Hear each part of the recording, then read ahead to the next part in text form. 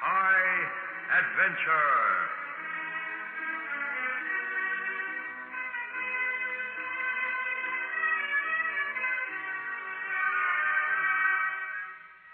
Tonight's exciting story by Ron Evans is called Arctic Treasure.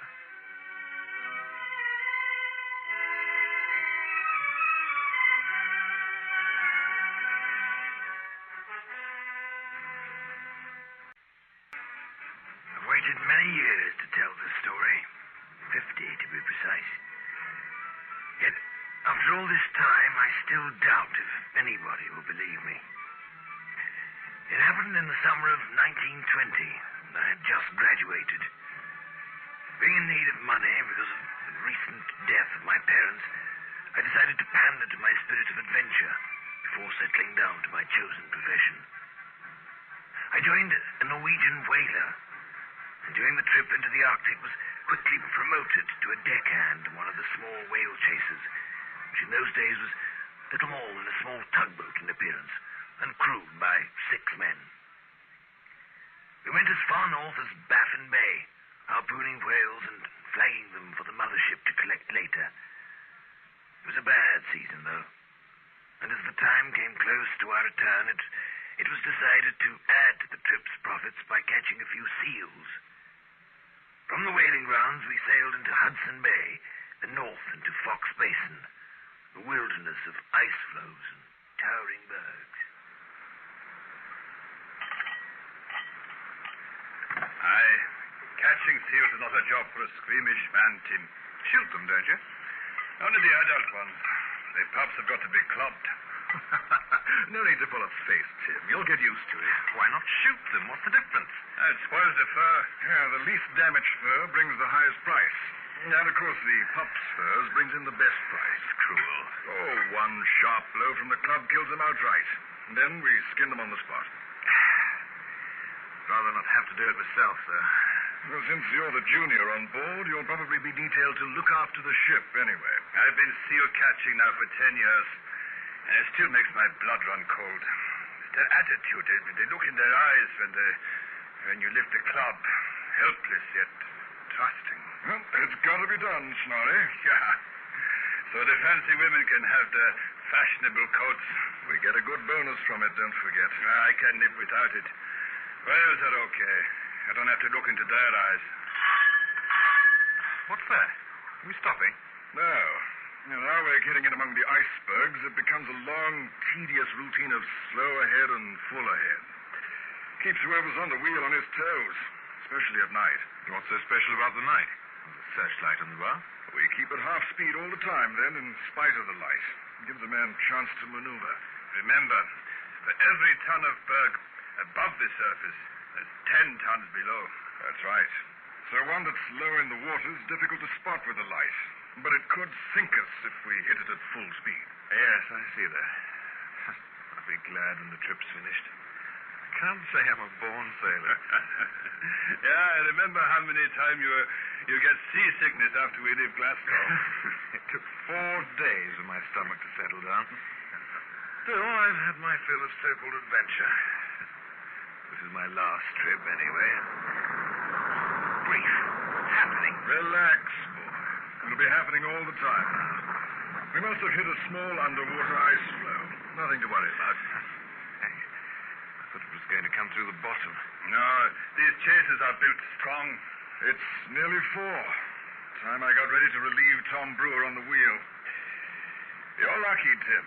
Only got the cooking to worry about. I think I'll get some sleep, Freddy. I'm on at midnight. The worst darn watch. Tim, you don't call me for dinner, huh? You seasick, Snorri? No, boy. I have to have my wits about me for the hunting tomorrow, and the only way is to get as much sleep as possible.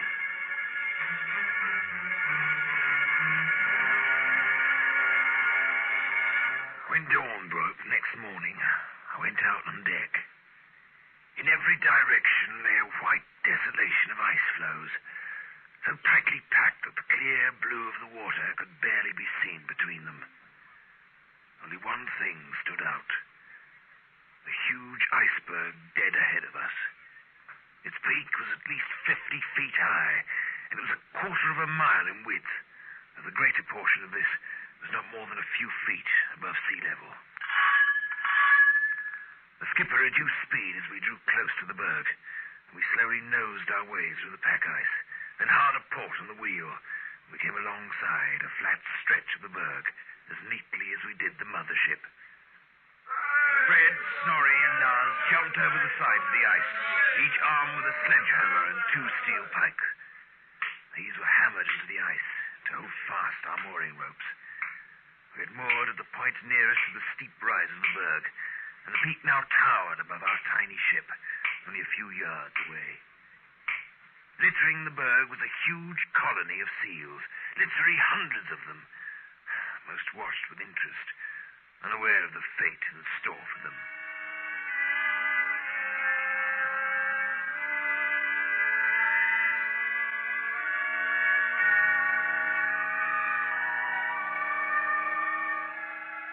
Get your rifles and clubs from the mate, boys. You, Barton, stay on board and keep a watch in the morning. Yes, Skipper. I hear you've no stomach for this kind of work anyway. He's got you taped, Tim. More like you told him, didn't you? All right, I'll admit it. I'd have hated to see you being given the killing work while I have to look after the mooring. For that, I suppose I should be thankful. But why I should have to stand here and watch the ropes is a mystery. They look very secure to me. You're dead wrong, Tim. Bergs can be very treacherous. They'll split in half, crumble even on the slightest pretext. Thanks for the cheerful news. What will you chaps do out there if that happens? Make a mad dash back here if we can. Oh, there's little risk to the ship, laddie. We're all right, really, so long as we don't get dunked in the water. And if you do? A man's life expectancy in that water's less than a minute, I've heard. Oh, here's the mate, Fred. You ready, Freddie? Yes. Yes, I was just warning young Tim here of the dangers. Oh, great. That saves me the job. But what do I do if the berg does start to break up? Into fragments, I mean. Yeah, well, you see the slope over there? Yes? The main danger lies in a split appearing there and breaking away. The broken part could roll and drag the ship over with it. Now, if that happens, cut the moorings. Don't look so alarmed, kid. It's 1,000,000 to 1, but it's as well to know. Okay? Yes. You find a fire axe fore and aft. Go along and put them beside the bollards, just in case. Okay, Freddie, let's go. The skipper, Snorri, and Lars are waiting for us. I watched them go, rifles slung over their shoulders and long clubs swinging from their hands. They didn't bother with a few seals in sight of the ship. The main colony was on the other side of the berg. I got out the axes and laid them on the deck. I shuddered when the shooting started. The ugly picture of the slaughter in my mind's eye. As the shots echoed out across the stillness of the icy waste, small chunks of ice broke away from the high peak and came down the slope in numerous miniature avalanches. At first it worried me, but I quickly realized it was of little importance and only caused by the sound waves of the shots. Trying to take my morbid thoughts off the slaughter, I studied the white peak, which had obviously once been part of a glacier. I looked at a point a third of the way up. A large chunk of ice dislodged itself and came tumbling down, breaking up into small pieces during its descent. The particles came to rest not more than 50 feet from the ship. When I looked back, there was a dark scar at the point where the ice had broken away. And the more I looked at it, the more intrigued I became. What could be the cause, I wondered. something up there, I'm sure of it. If I could just get a closer look. Of course, there's the skipper's binoculars. With luck, he'll have left them in the wheelhouse. I'm darn sure he won't have taken them with him. Here they are. Maybe I'm just imagining it, or it could just be a crevice in the ice. Now, where is it? Yes. Oh, down these glasses where each eyepiece has to be focused. It can't be. How can there be a piece of timber up there? It's too timber at that. Perfectly rounded and neatly cut off at the end that's sticking out. It's almost as though it's the yardarm of another ship. It can't be. How can a ship be in the middle of an iceberg? I was both astonished and very curious. And this made me do a foolish thing. Yes, foolish it may have been, but I'm glad to this day that I did. Putting the binoculars back into the wheelhouse, I then jumped over onto the ice and started up the slope. It rose only gradually at first. But soon the going became harder as it got steeper. Chunks of ice slid from under my feet, but I kept on, my eyes fixed on that piece of wood. Then I had it in my hand, and solid, smooth wood it was. It poked out through a hole in the ice, which is about 2 feet wide. It must be part of a ship. I wonder how big it is. It goes deep inside the berg. There's just enough room for me to squeeze in here. It's like a tunnel. Reflects the light well. What's this? An iron ring around it. This looks like a piece of thick cloth. Better be careful, otherwise I'll... Oh, no! I must be seeing things. It's impossible!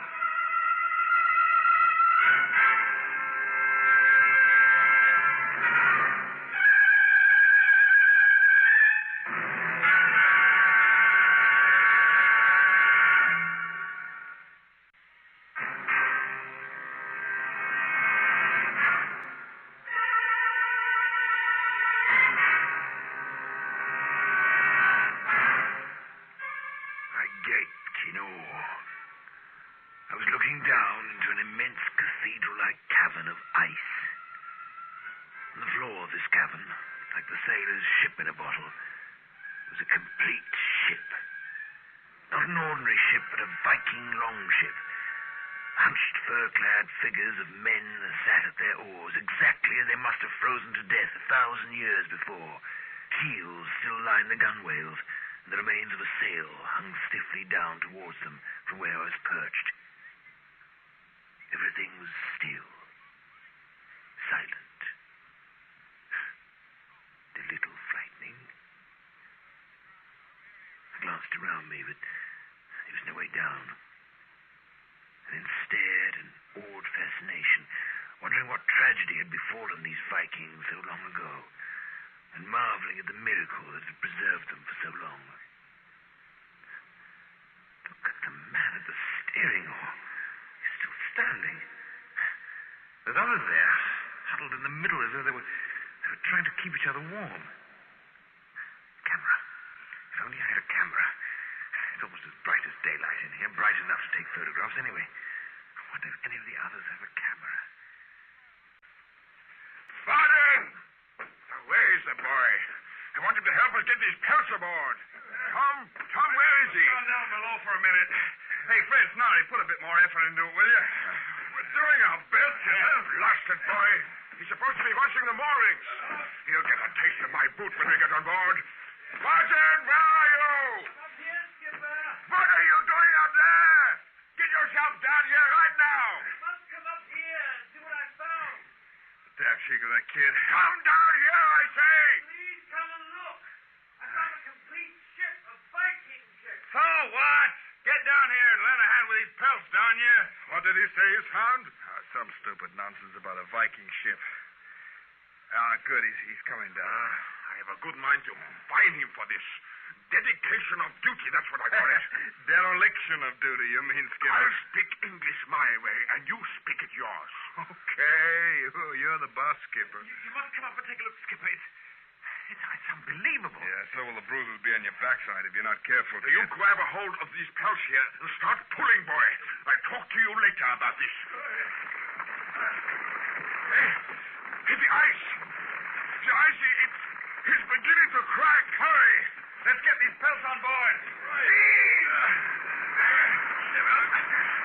Don't look back, Tim. Just keep pulling. Come on, boys. Not much farther to go.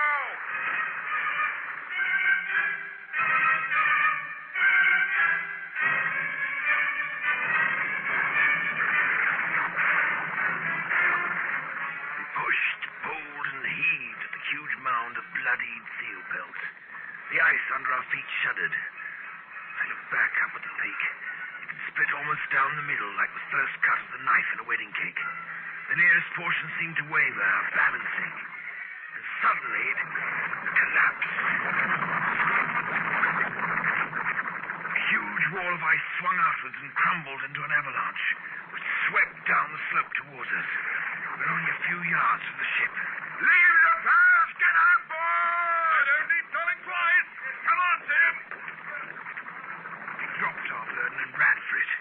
We reached the deck in good time and looked back.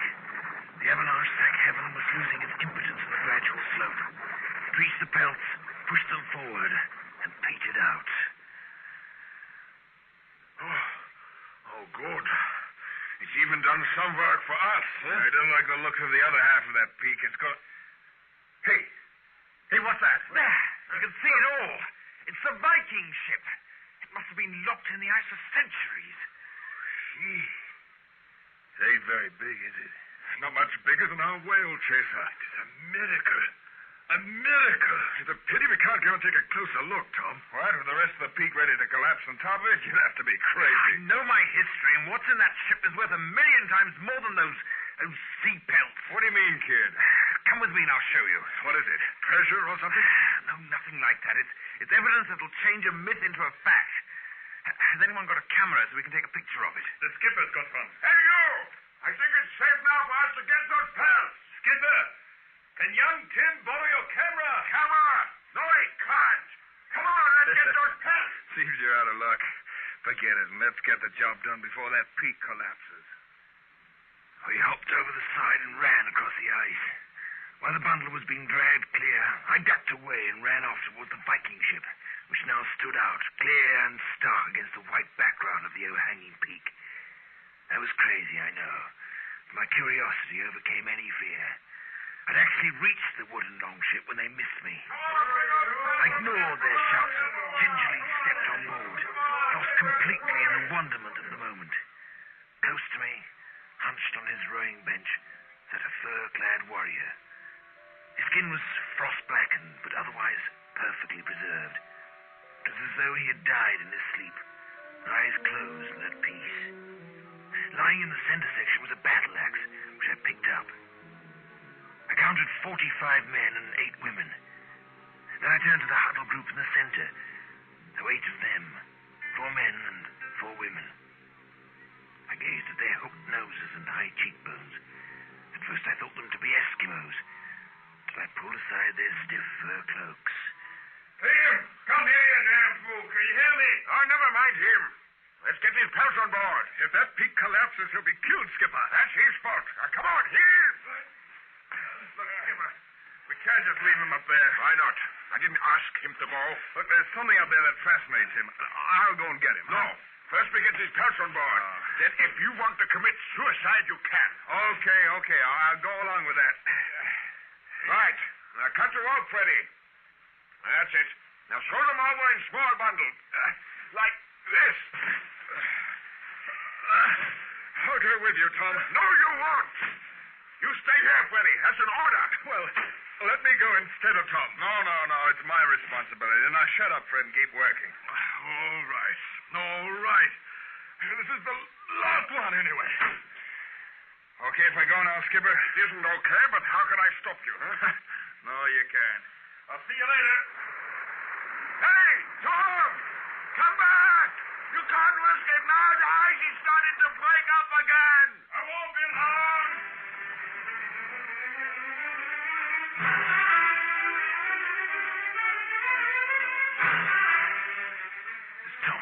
raced up the slope towards the Viking ship.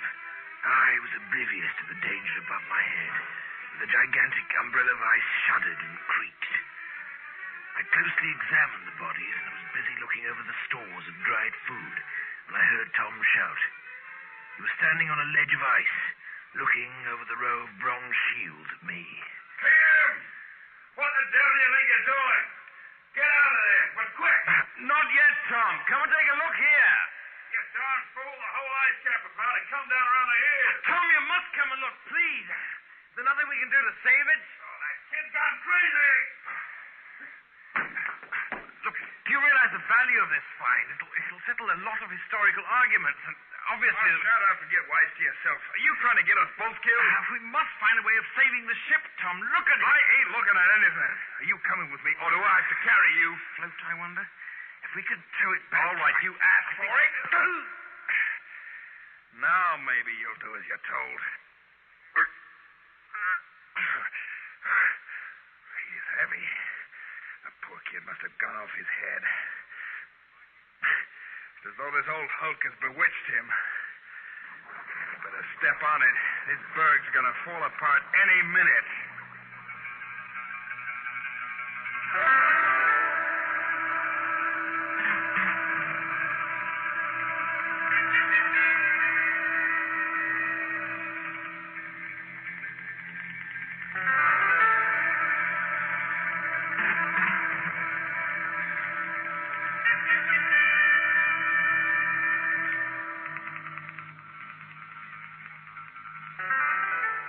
Tom Brewer wasn't a big man, but he carried me off that ship like a man being chased by Lucifer himself. Even as he ran with his burden down the slippery slope, big cracks started to appear under his feet. At times he had to jump across widening crevasses. As he got closer to the chaser, Fred and Snorri jumped over the side and helped him get me on board, and then unceremoniously dumped me on the steel deck. I was just regaining consciousness while they unmoored the ship. Tom started up the engines, and we pulled away from the ice. Still dazed, I stood up and looked out over the rails at the awesome sight. The ice had parted completely across the width of the berg, and the Viking ship was perched a few feet above the water, tilting towards it as though ready to be launched. I stared, transfixed, for what seemed like an hour. Then I turned and ran to the wheelhouse. Skipper, please let me have your camera before it's too late. Get out of my sight, boy. What do you think you are, Gladdy Torres? Please, this is important. Down below with you! You hear me, boy? I turned away from the wheelhouse and looked out across the chill water. From the corner of my eye, I could see Fred, Snorri, and Tom Brewer looking out over the rail, too. Slowly, the Viking ship slipped forward from its icy perch, and gathering momentum, it fell and hit the water. I held my breath as it floated, proud as it had 1,000 years ago, its tattered sail hanging limply. To my horror, I saw it settle lower in the water, and the bow suddenly rose up, and the whole ship gently and soundlessly slid out of sight below the icy sea. I continued to stare until Tom came up and slapped me on the back. Well, you come out of your trance. Would it have been worth dying for? No, not worth dying for, but... It's not uncommon, you know. Plenty of ships, even modern ones, have been trapped in the ice before now. They come to the same end. I remember one time a couple of years ago... You don't understand, do you, Tom? Huh? This one was different. Different? What way? Did you see the faces of those men and women? The ones huddled together in the middle where I was standing when you came aboard. Sorry, kid. I was only interested in getting you off there. Well, what about them? They were Indians, American Indians, not Eskimos. I looked closely at their dress under the fur capes. Well, what about it? So they were Indians. Don't you see, Tom? If we could have preserved that ship or at least taken photographs, we could have proved that it was the Vikings who discovered America, not Columbus. Who cares who found America?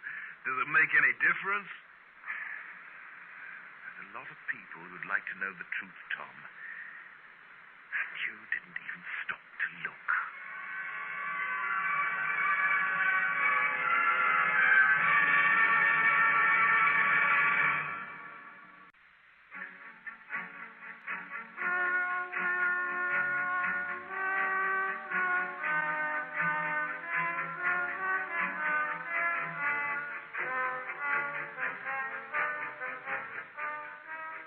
returned home, I went to great pains to identify the tribe the Indians had come from. By their dress. They were Tuscaroras, who had once lived in the area now known as New York. But though I knew this to be true, making others believe me was a different matter. I was laughed at and told I was a charlatan trying to make a name for myself. In the end, I gave up. And this is the first time in 50 years I've told the story.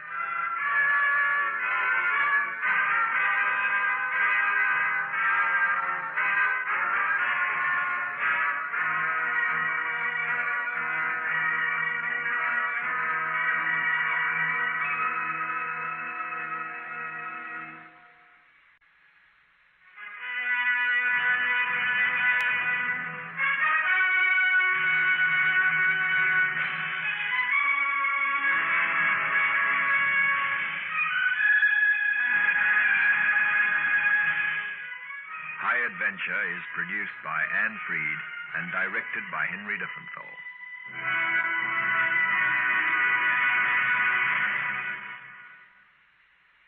High Adventure!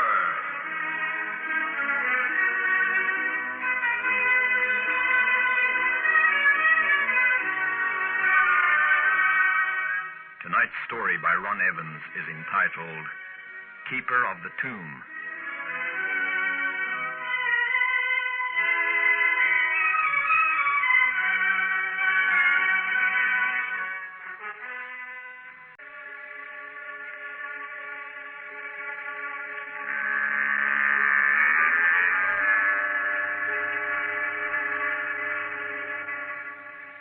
For several years, I've been waiting to tell you this very strange and frightening story. Even now, I'm wondering whether I'm doing the right thing by making some of the facts public. But here goes. Some years ago, I was contacted by an old friend, Julie Richards, whom I knew from university days when we studied archaeology and anthropology together. She begged me to come out to South Africa, where she was on vacation, as she'd found something that would intrigue me. My name is Mark Hyland, and in company with my assistant, Tom Raglan, we flew from London to Johannesburg. Julie met us there in a hotel, where she unwrapped a stone fragment from a cocoon of tissue paper. Take a look at that, Mark. What do you make of it? You're not having us on, are you? No, it's no joke. I found that fragment only last week on a large farm in the Northern Cape Province. Oh, let me see. It's definitely of Egyptian origin. 2 complete hieroglyphs. Yeah, but what's it doing here? That's the $64,000 question. Do you know what it's a part of, Julie? Well, Mayan and Aztec archaeology is my specialty, but, well, I'd say it's part of a frieze. You're wrong. This was once part of a tomb marker. A tomb marker?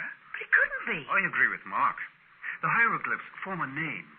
There's a slight difference from the Egyptian hieroglyphs we know, but it is decipherable. Where exactly was it found? On a farm owned by a man called Dirk Fender. Here, I'll show you on the map. Now, it's just there in the northern part of the Cape Province. Yeah? It's in a valley surrounded by 3 hills with a small river running through it. You know what this means, don't you? Tell me. That's why I sent for you. Somewhere in the vicinity of where you found this stone fragment is a tomb of Egyptian origin. But what would it be doing here? That's what we're going to find out.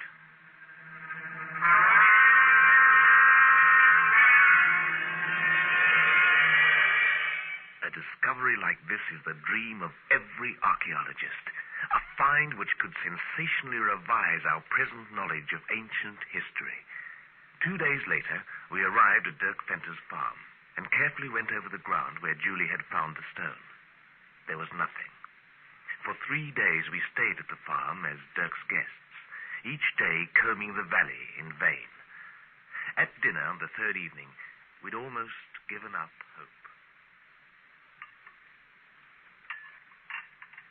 But why go back to Cape Town tomorrow? You're welcome to stay as long as you like. Well, as a matter of fact, I appreciate the company. Oh, that's very kind of you, Dirk.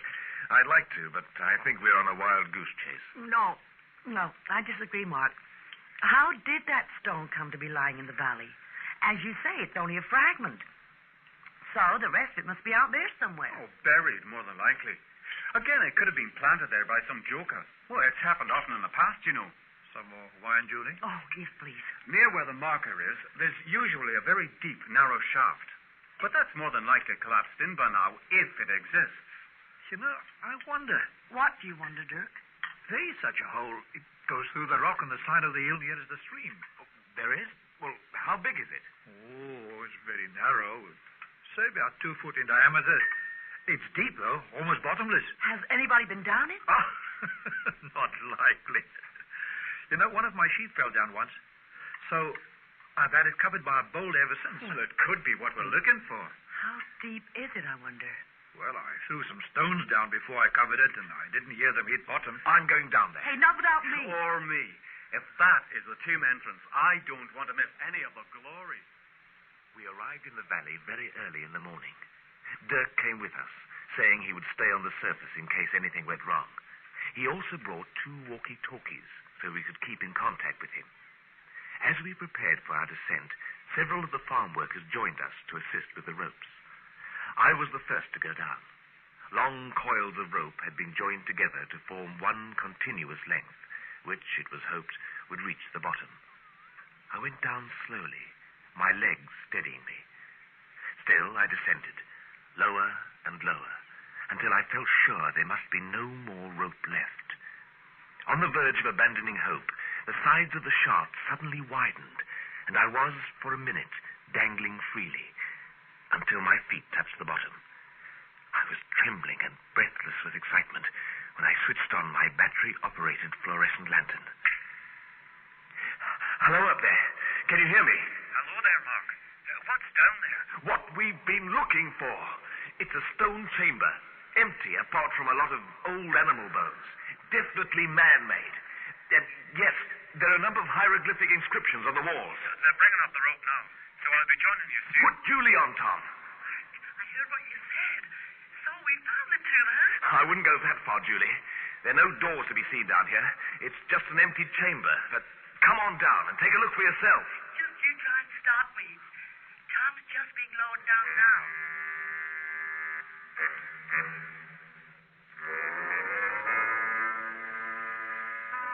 Within the hour, all 3 of us were examining the chamber walls. I can read some of it, but there's a lot of difference in them compared to the Egyptian forms. Oh, yes, it's very odd. This is going to surprise you, Tom. You see that symbol there? What would you say if I told you it was Mayan? Oh, I see you were wrong.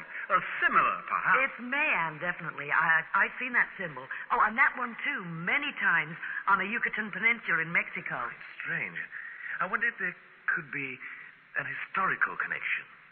Theories have been put forward that the Central and South American civilization stemmed originally from the ancient Egyptians. But it was assumed they sailed in reed boats from the Mediterranean. What if they'd immigrated through Central Africa to here, then across to the southwest, and from there to South America in boats? Well, it's a feasible theory, Mark.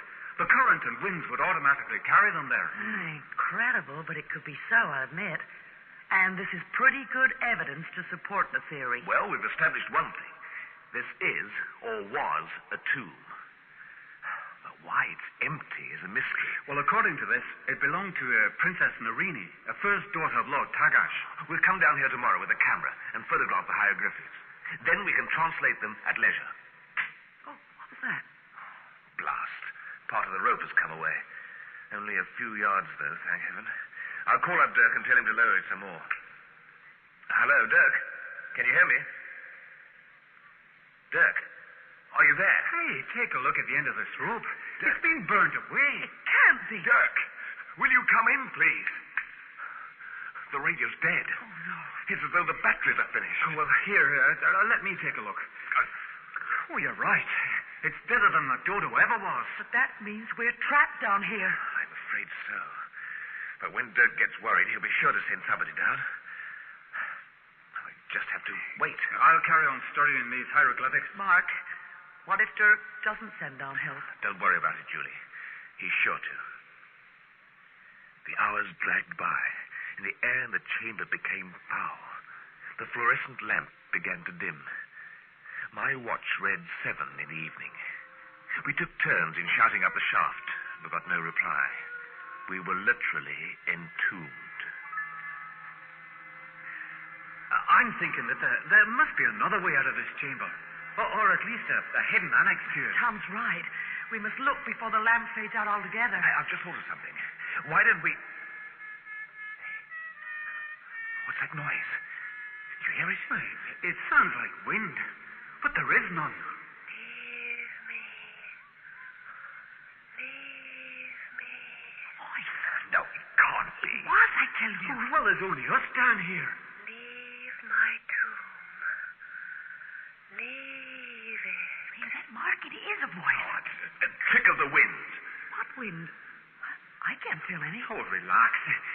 Their imagination's running riot from the effect of being cooped up here. Nonsense, Tom. I heard it clearly, and so did you. Now, please, let's listen. All right. If it'll make you happy. Leave my tomb in peace. Go. Go. Can you doubt that? No, I can't. It's scary, but keep calm. What we're witnessing is a psychic phenomenon. Oh, I know you're probably cynical about it, but I've had some experience of seances back in the States. You see, my parents were spiritualists. Hocus pocus. Then do you doubt that was the voice we heard? Well, no, but... Well, laugh if you want to.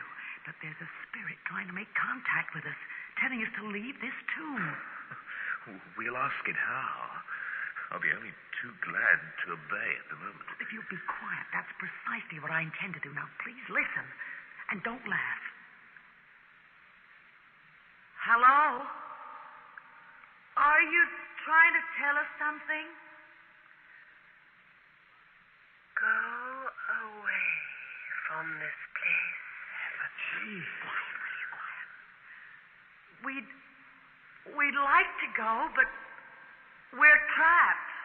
It was I who trapped you. Why? Are we doing you harm? Yes. I want peace. You are disturbing me. Why did you trap us? I want to speak to you.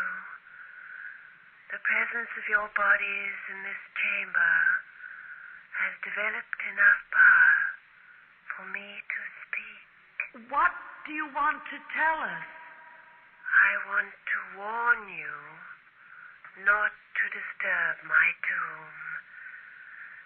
You must go away. Never return. Are you Princess Narini? Yes. This is my resting place. Here are my treasures, my earthly goods. But there's nothing here. Why, Tom, let me do the talking. My treasures are here. If I am to let you go, you will see them. You will show us how to leave, Narini? Only if you swear on your lives not to reveal what you have found and seen. On our lives? It is written that my tomb will remain undiscovered for many more centuries to come. What is here is not for your knowledge. But it's an archaeologist's dream. Do you swear? I do. On my life and honor. Yes, I swear to. What about you, Tom? All must swear. Without your oath, I cannot reveal the way out. All right. I swear. Turn out your light, and you will see me.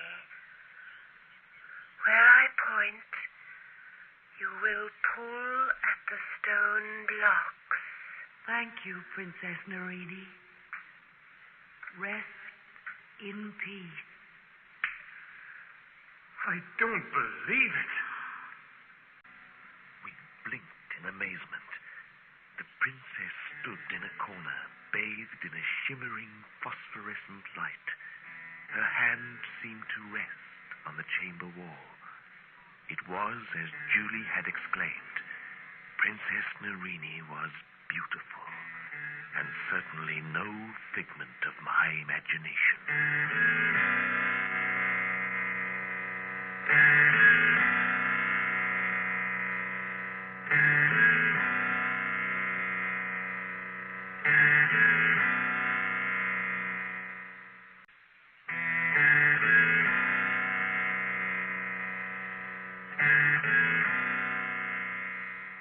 As we stared, rooted to the spot, the apparition dulled and began to fade.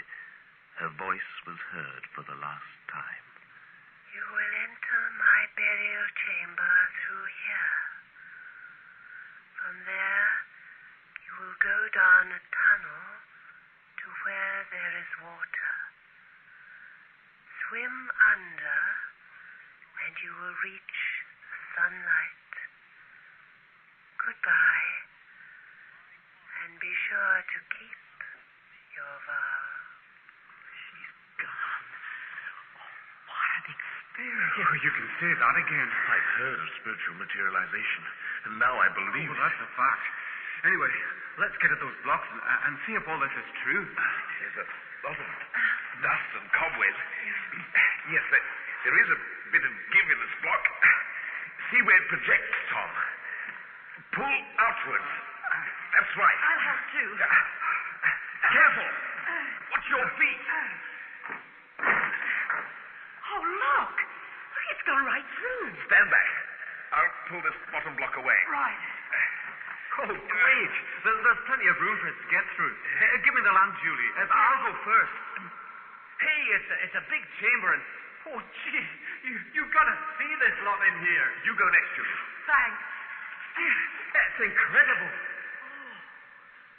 Oh, this makes Tutankhamun's burial chamber look like a downtown pawn shop. So these are Princess Nerini's earthly goods. Wow. There's enough to restock the British Museum twice over, and most of it gold.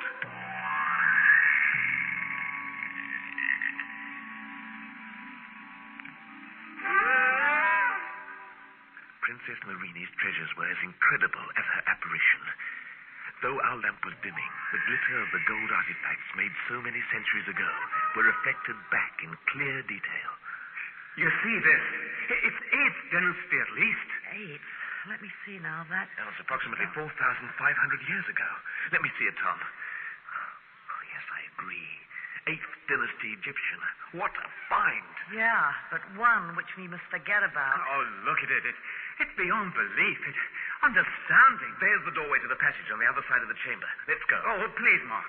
Let's examine the contents of this chamber first. There's no time, Tom. The lamp is fading too quickly. Come on. Oh, very well.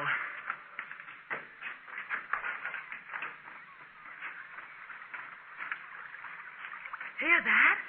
She was right. There's water down there. I can't see how much of a swim. You'll swim all right, if it's the only way of saving your skin. We entered another chamber, the furthest part of which was formed by a natural cavern. Water flowed gently through from the darkness on our right. Which way would we have to swim? Downstream. This is part of the river that flows through the valley. It's dark and murky. It gives me the creeps. Oh, I wish there was some other way. There isn't. We'd better strip down to our underclothes and not waste time. Come on. Now, you've mentioned time. What time is it? Just after midnight. We've been down here almost 18 hours. Seems more like 80. We'll have to leave the lamp here. And our clothes. Oh, that'll confuse the archaeologists if they ever rediscover this tomb a few centuries from now. Yeah, that's a fact. I think the 8th dynasty Egyptians had fluorescent hand lamps. Are you ready? Yeah, but it's freezing cold. Stop lingering, Tom. The sooner we get this ordeal over, the better. Well, who's going in first? I shall.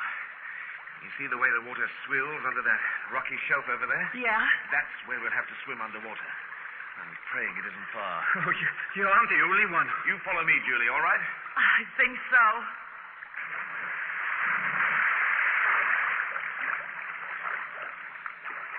It was not as hard as I'd imagined. The water swept me forward under the shelf, and I banged my head a few times on the rocky roof of a tunnel. Then, suddenly, I burst to the surface. In broad daylight. The current pushed me to one side, and I climbed up the bank. As I turned, Julie emerged from the side of the hill with Tom almost immediately behind her. I helped them both to the bank, and we sat in the warm sunlight to regain our breath. Oh, thank heaven. That's over. I thought that tunnel was never going to end. Something's wrong, Mark. Oh, that sunlight's so warm and comforting. I'd never seen anything wrong if it were right under my nose. It is. I'm sorry, Julie. I'm not with you. What is it that's wrong? The sunlight. Huh? What time did you say it was just before we went into the water? Grief, you're right. I make it just after midnight. Right. What does your watch say, Tom? Well, the same. Maybe the dampness stopped your watch at midday. No, not both our watches. And look where the sun is. It's morning. For some odd reason, our watches have been running slow. Well, I suppose there must be some rational explanation. Who cares anyway? So long as we're safely out of that trap. I suppose you better go and see what happened to Turk Center. I reckon he's got a lot of explaining to do. Are you going to tell him about the tomb yet, or leave it till later? What do you mean by that, Tom? You know darn well we're not going to mention the tomb at all to anyone, ever. Come off it, Julie. You surely don't believe in that rubbish. I mean, well, it's absurd. Mumbo-jumbo and all that. Better not call it nonsense, Tom. You made a vow in there. Oh, please, Mark. You're not going along with that, too. Well, it was some kind of an hallucination. I don't know, but I'm sure a psychiatrist would have a name and explanation Tom for it. Ragland, if you mention one word about that tomb to a living soul, you'll be very sorry. I promise you that. If you don't dig up that hillside, I will. And I'm darn sure I won't let you stop me. Do you really think I could forget what's in that burial chamber? It could set me up for life. I'd be famous and Come rich. to your senses, Tom, for heaven's sake. You made a vow on your own life, Tom. Now remember that. Ah, yes, to a spook. Oh, I think the confinement down there's gone to your heads. I'm telling Ventnor, and in a few weeks this hillside will be ripped out. No. Tom, what's the matter? Oh, it's nothing. It's just a crook in my neck. There's probably some of that damned icy water. You've gone very pale. My legs gone a bit numb too, and well, anyway, as I was saying, in less than a month. Oh! Tom, what's happening to you? No, it's my other leg. Oh, it hurt. Is it cramped? Here, let me massage it for you. No, don't touch me. Better try and get him to the farm, Mark. He looks awful. Julie's right, Tom. Come on. Help me to your feet. Come on. Come on, Tom. Come on, Tom. Oh, no. No! Let go of me! My whole body's on fire!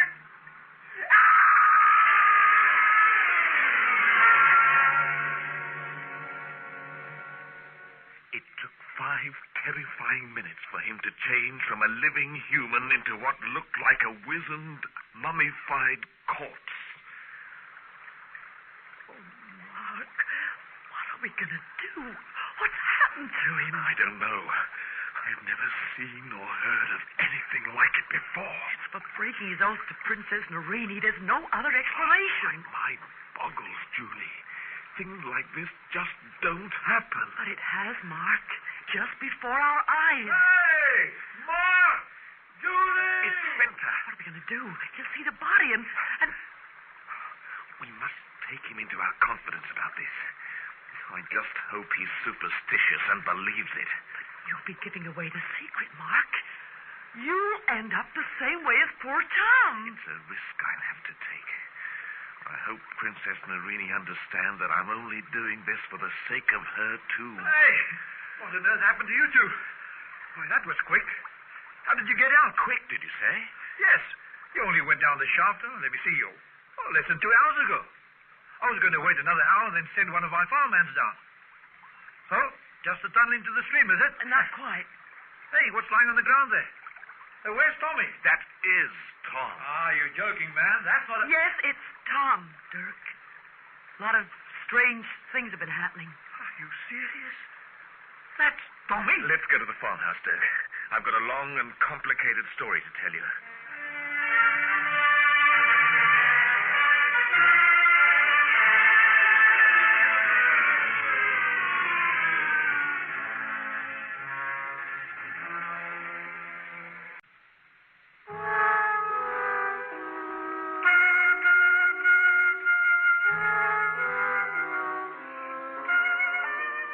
After seeing what happened to Tom, I won't so much as go near that valley again, Mark. You can be sure of that. Hey, but what about his body? There'll be an inquiry into his death. You'll have to tell the truth and... We daren't tell the truth. It'll be suicide. Now, what if Tom had decided to break his oath before you swam out? Yeah, I see what you're getting at. He'd still be inside the tomb. You're suggesting we put him back down there, Dirk? Have you a choice, Julie? He broke his oath and paid the penalty. Now, why should you be made to pay the penalty also? Dirk's right, Julie. Only us three know how and when he died. Now, leave it to me to handle his disposal this afternoon. Meanwhile, you'll have to report his death down the shaft. Say he fell or something like that. We'd be telling a lie. I know how you feel, Julie. A lie it is, but a very necessary one. There's no other way out. We'll get changed and drive into town. We followed Dirk's suggestion. Tom Raglan's withered and dried-out body was lowered into the upper chamber of the tomb, and a large boulder was rolled over the top of the shaft. Shortly after, Dirk sold his farm and came to live in England, where he died some months ago. Over the years, I've often been tempted to reveal my dreadful secret, but courage always failed me. Last year, Julie Richards started to tell it, and Julie died. By now, you're probably wondering why I've told you the story, and why I haven't suffered the same fate as the others. I saw my doctor this morning, and I learned that by the time you hear this, I shall already be in a place where Princess Narini cannot hurt me.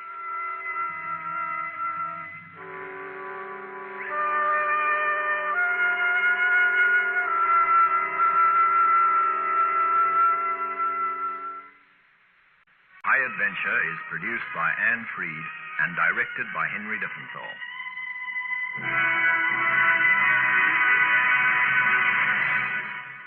High Adventure.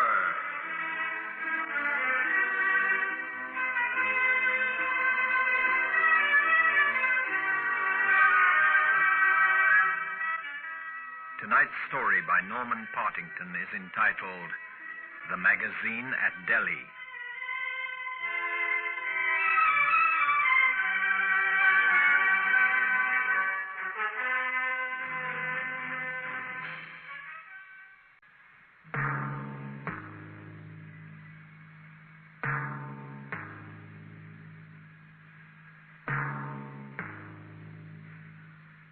By June 1857, 1/3 of India was aflame with revolt, as regiment after regiment of sepoys mutinied against the British, and in doing so committed unparalleled massacre. It wasn't a spontaneous uprising, and in the early part of May, a number of cities still remained uneasily peaceful, though neighboring communities were in the midst of grim fighting.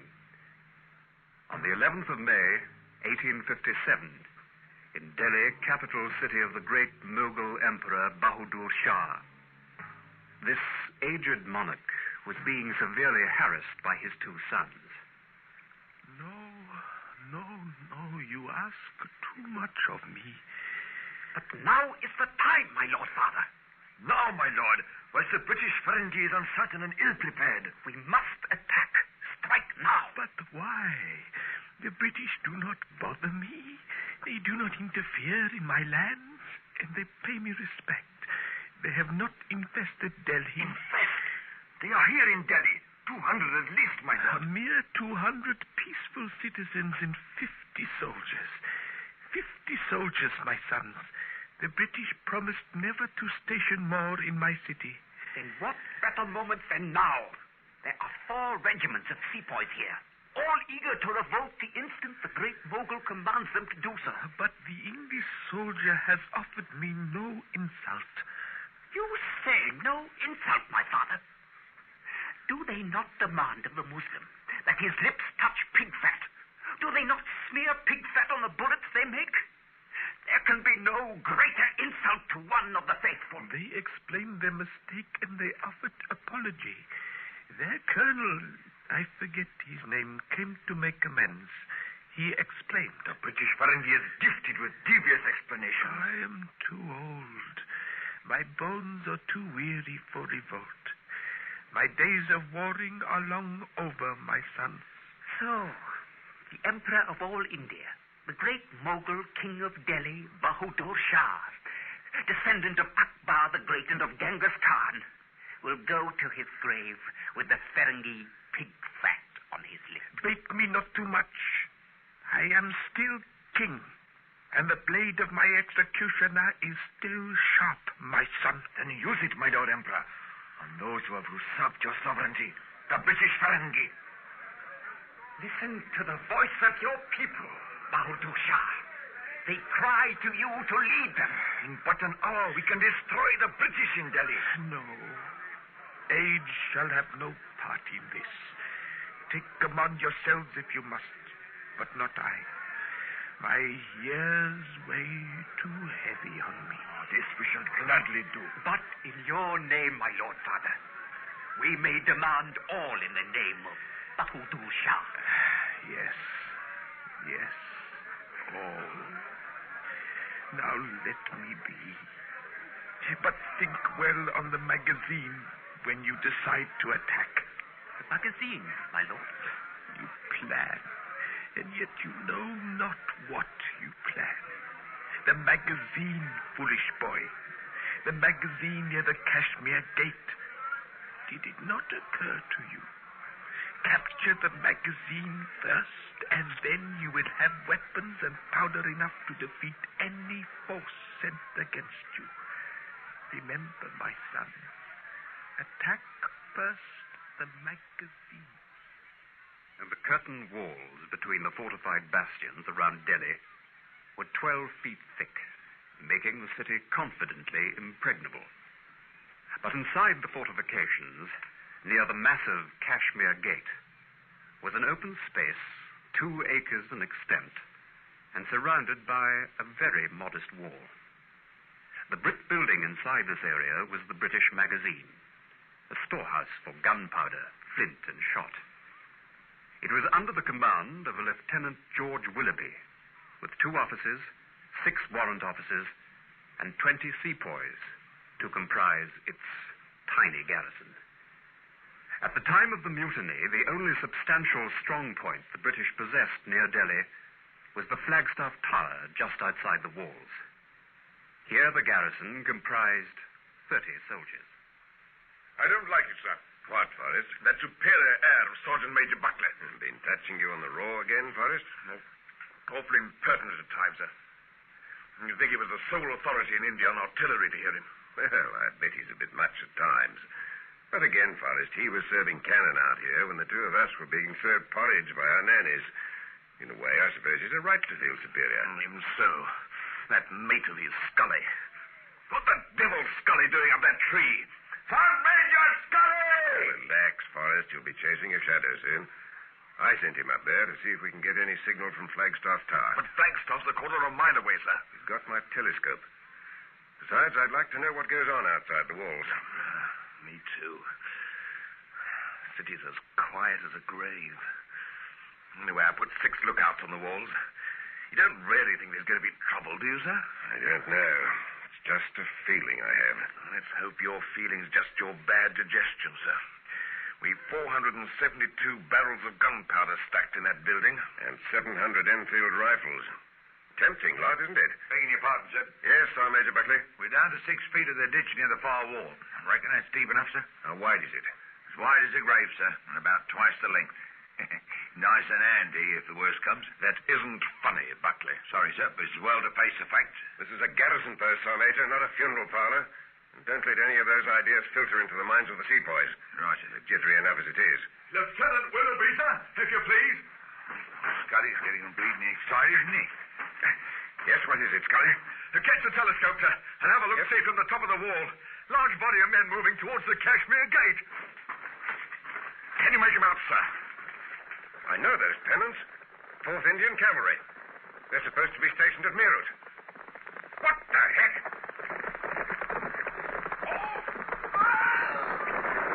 They've gone mad. Sergeant Major Buckley. Sir? Alert the garrison. Double bar the gate and barricade it as well.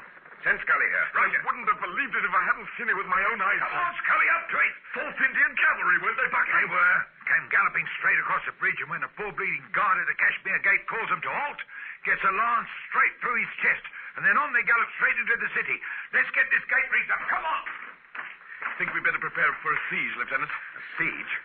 If I didn't know you so well, Forrest, I'd suspect you were making a joke. Look around you. We have one substantial building, 2 acres of fine garden, and a wall 7 feet high.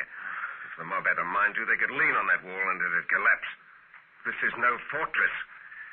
And there'll be no siege. But surely those 4 loyal regiments of sepoys in the city are enough to control that cavalry, sir. Would you like me to ride over to their barracks? Only if you wish to commit suicide, Forrest. The very air reeks with mutiny. And as for the 4 loyal regiments, my guess is that they'll join with the cavalry rather than oppose them. The gate's secure, sir, as long as they don't push too hard. Should I issue weapons to the sepoys on the staff, sir? Yes, I think you'd better, Scully. It'll double our own firepower. When you've done that, come back here with Lieutenant Rayner, Sergeant Major Crow, Sergeant Edwards, and Stewart. Now go on, get a move on, Scully. I think that's a wise decision, sir. Issuing rifles to the sepoys at a time like this, I mean. Look, Forrest, I share all your doubts, but if we can't trust our own staff, then who the blazes are we to trust? I've soldiered with these men for years, and they've never let me down. All we can do, Forrest, is keep an eye on them, and at the first sign of any trouble, we'll... Just listen to them, Buckley. They're beginning to warm up, all right.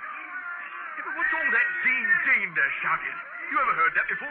I can hear him, Scully, and I've heard that cry many times in the past. Too many times. And I've liked it less each time.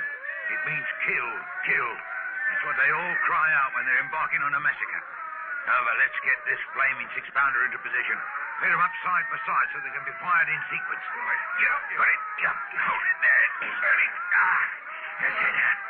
2 powder kegs here, Scully. Now put that round shot behind, but stack the grape shot near the end. Right. These guns are going to be serviced faster than they've ever been done in their careers afore. You're going to use sepoys, Buckley? Not likely. I want people I can trust.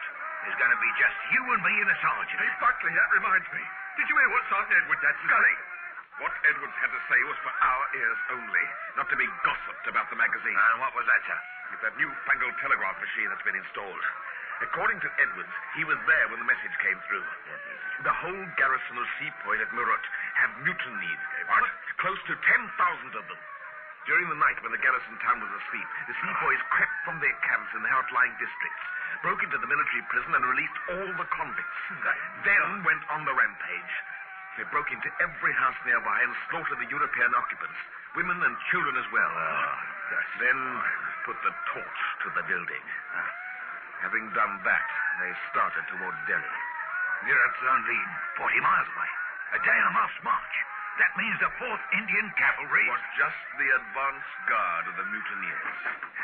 It looks as if Lieutenant Wilby's got some news, too. It happened. The sepoys in Delhi have joined in with the cavalry. The Emperor Bahadur Shah has done nothing to stop them. And I suspect he's providing them with the leadership and authority they want. I hardly think the Emperor... he must have been influenced by his 2 sons. They hate our guts, those 2. But old Bahadur Shah has always been a friend. Not any longer, it seems. There must be about 200 European people in Delhi, sir. The killing started already, Scully. I looked over the wall. Even children. They were showing them no mercy.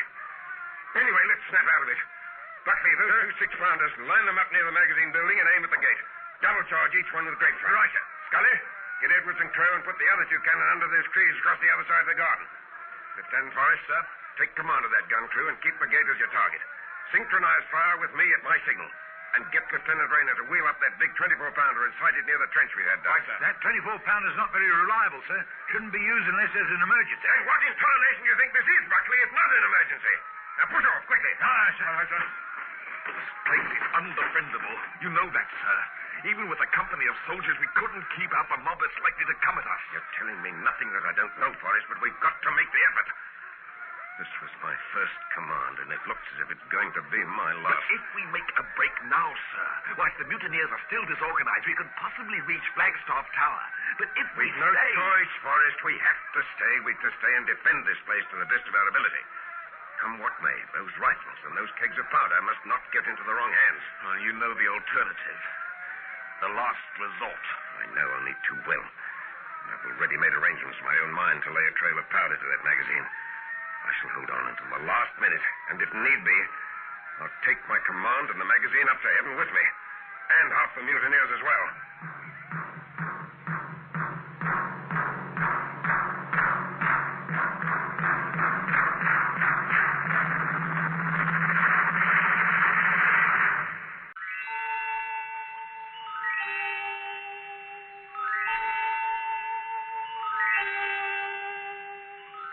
There were many reasons for the mutiny of 1857, but the main one was the introduction of a new muzzle-loading rifle in which the bullet had to be bitten before insertion into the muzzle. This would have been acceptable to the sepoys had not the bullets been greased with a mixture of pig fat and cow fat, the cow being a holy creature to the Hindu, and the pig a horrifying one to the Muslim. Though the grease was changed, it was by then too late. Mutiny had begun and massacre followed. Buckley, where's Lieutenant Raynaud and Sergeant Major Crow? On the wall behind the magazine, sir, with 4 sepoys. Watch what you're doing with that buckshot, Buckley. Nearly had it on my foot. What are you bothering with round shot for? It's grape shot you need for a charging enemy. Grape shots all ready. It's as well to be prepared, isn't it, sir? Cancel along back there. Right, sir. Lieutenant Forrest, sir. Take the far wall with 5 sepoys. Right, sir. Quick, get moving. Scully, over to your left.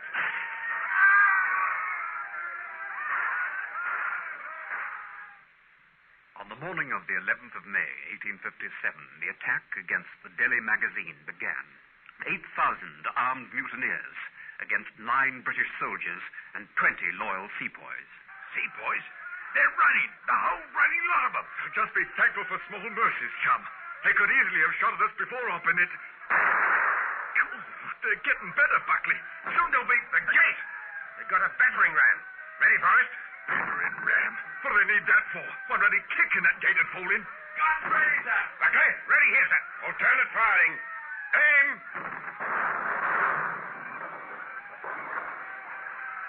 As the main gate crashed open in a storm of dust, 1,000 suns glittered on the blades of the frenzied mutineers as they jammed together in the narrow opening. Fire! One! Blimey, that grape shot cut through 'em like chopped corn. Reload. Ready with gun. 2. They're coming in again, climbing over heaps of dead bodies. Fire! 2. Number 1's ready again, sir. Yeah! Buckley! Buckley! Scully! Fire! 1! Put a bandage on him. Buckley, can you understand me? The rear wall! They're coming over the rear wall! Rayner! Edwards! Stewart! Use your bayonets! Forrest! Fire! 1! Fire! 2!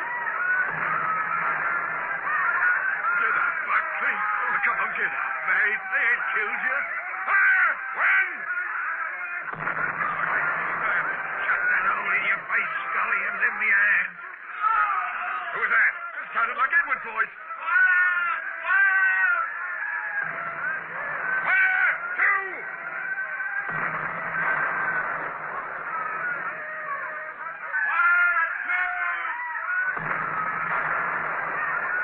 Come on, Buckley. Don't be so darn lazy. Use that ramrod as a crutch. Fire! 1!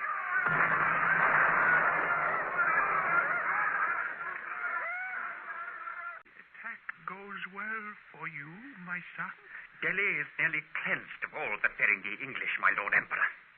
But at the magazine, they still fight like tigers.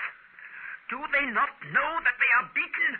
The bodies of my soldiers lie thick on the walls. Whilst at the gate, we must drag away the dead before each attack. Each time we rush, boom, and more of my men lie dead. Did I not warn you? You began this thing against my will, and you have seen but the shadow of what the consequences will be. But where is that foolhardy, impetuous brother of yours? He took his men through the streets, my lord, searching out for the Ferengi, dragging them from their fancy homes and putting them to the sword. To one such home he went. He is dead? Father, he broke open the door. The Ferengi rushed for him with sword leveled, but a spear was thrust into him. At this, his wife stooped and whipped up her husband's pistols from his belt, killed the man who held the spear, and with her second shot put a ball through my brother's mouth and out through his skull. I assure you, my father, that neither the woman nor her 2 children lived a minute longer. It is the will of Allah. Go now, my son, and leave me to my grief. Throughout the morning, and for the whole of the afternoon, in that torrid heat of summer, that handful of British soldiers fought and held off the hordes of mutineers. But the end was inevitable. That's the last of the grape shot, sir. Only a round shot now. Tell Crow to lay the powder trail. Crow's dead, sir. Half an hour ago. Edwards is gone too. Handle this gun, Buckley. I'll finish the powder trail. Scully, lead it to the trench we've dug.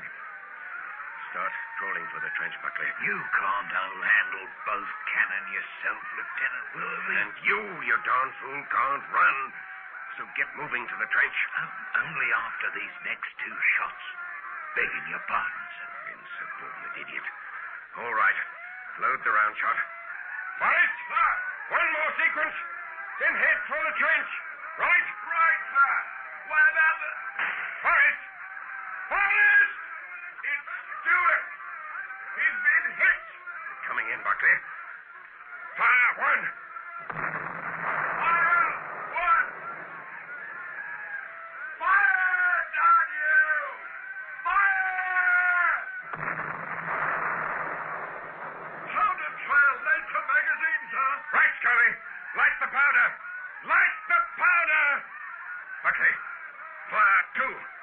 Buckley, put your arm round my neck.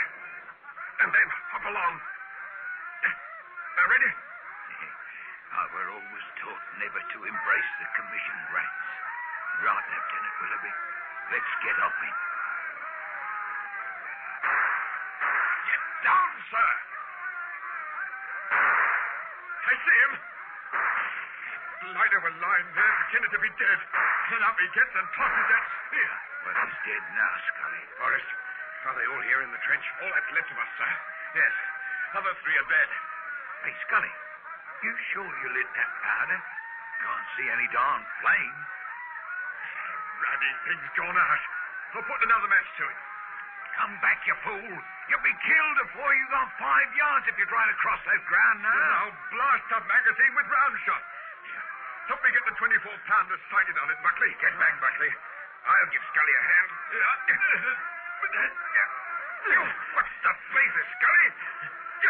Sorry to shove you back in a trench, sir, but firing the cannon is my job alone now, sir. Now duck your eggs and pray!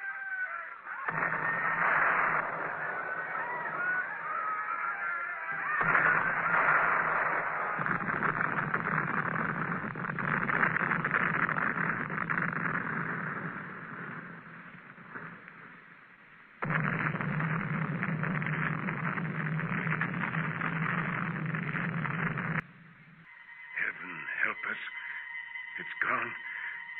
Everything's gone. It's just a wasteland. Walls, building. All those houses nearby. They've all gone. There's just nothing but smoke. Smoke and debris. Scully. Where's Scully? He's gone as well, sir. And he knew he would, being exposed as he were on top of that trench. Poor bleeding Scully. And he deliberately pushed me out of danger before firing that cannon. Rest in peace, Scully. We'd best be moving towards Flagstaff, sir. Blimey. Explosions have even taken part of the main wall away, sir. Right. Quickly. Grab your weapons. With luck, we might be able to reach Flagstaff Tower once the mutineers are still dazed. Come on. Blast. Quarter of a mile. If me crutches hold out, and if Sergeant Stewart don't collapse. How are you managing, Buckley? I'll take a bit with Stewart and I'll get to Flagstaff before him. That's the spirit. Down, everybody! It's not us they're firing at, Forrest. What's that? Get Rayner to hang on to Stewart. You look after Buckley. And cover me, Forrest. Right, sir. I'm going on ahead over that open stretch. Move on when I signal it's clear. Take care, sir. I wouldn't... He came for that ruined house over there, sir. Keep down, sir. Stay there, Forrest. We've got to get across that open ground. Would have been better if we'd gone round to the left. Lieutenant! They've Lieutenant Willoughby Buckley. They've got him. They've shot him. Best keep moving, sir. God rest his soul. Rayner, Buckley. Come on, Stuart. It's just a few yards more. Buckley, give me your arm. Right. Hurry. Flagstaff's opening its gates for us. Yeah. It's just a few yards. Buckley, keep going. You've got to make it. Buckley!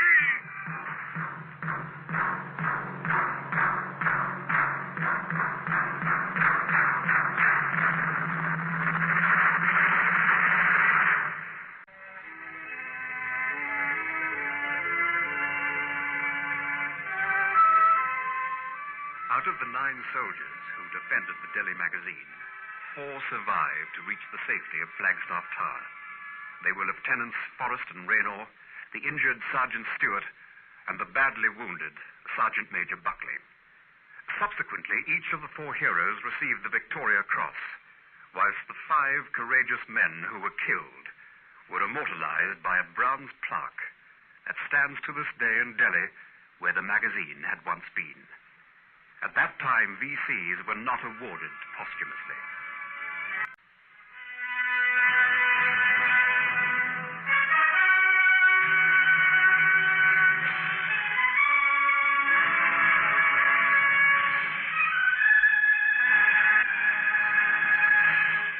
High Adventure is produced by Anne Freed and directed by Henry Diffenthal.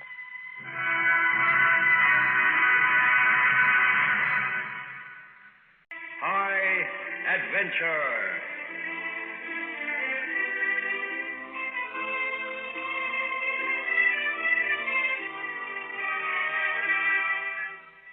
Tonight's story by Norman Partington is entitled Tea Kettle Number 4630.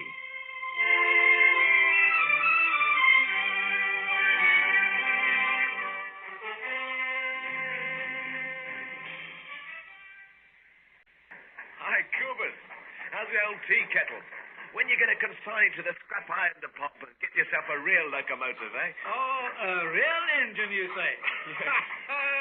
Is that what you call that mobile fuse box of yours with its metal coat hanging on top?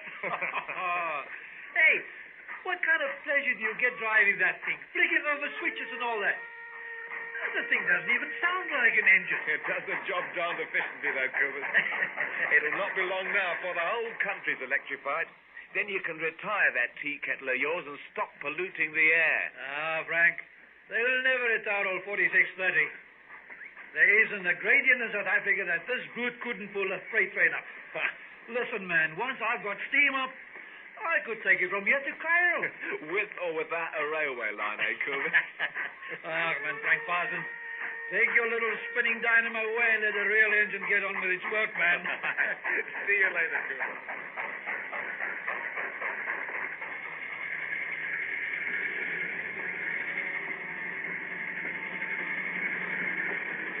I guess he's right, Mr. Faree. These old steam engines are just about finished. And they never let us take any trains on any decent journeys. Just shunting about the marshalling yards. That's all we ever do. Harry, hey, stop your moaning. You'll get your chance someday when they give you your engine. And then you can make your own choice.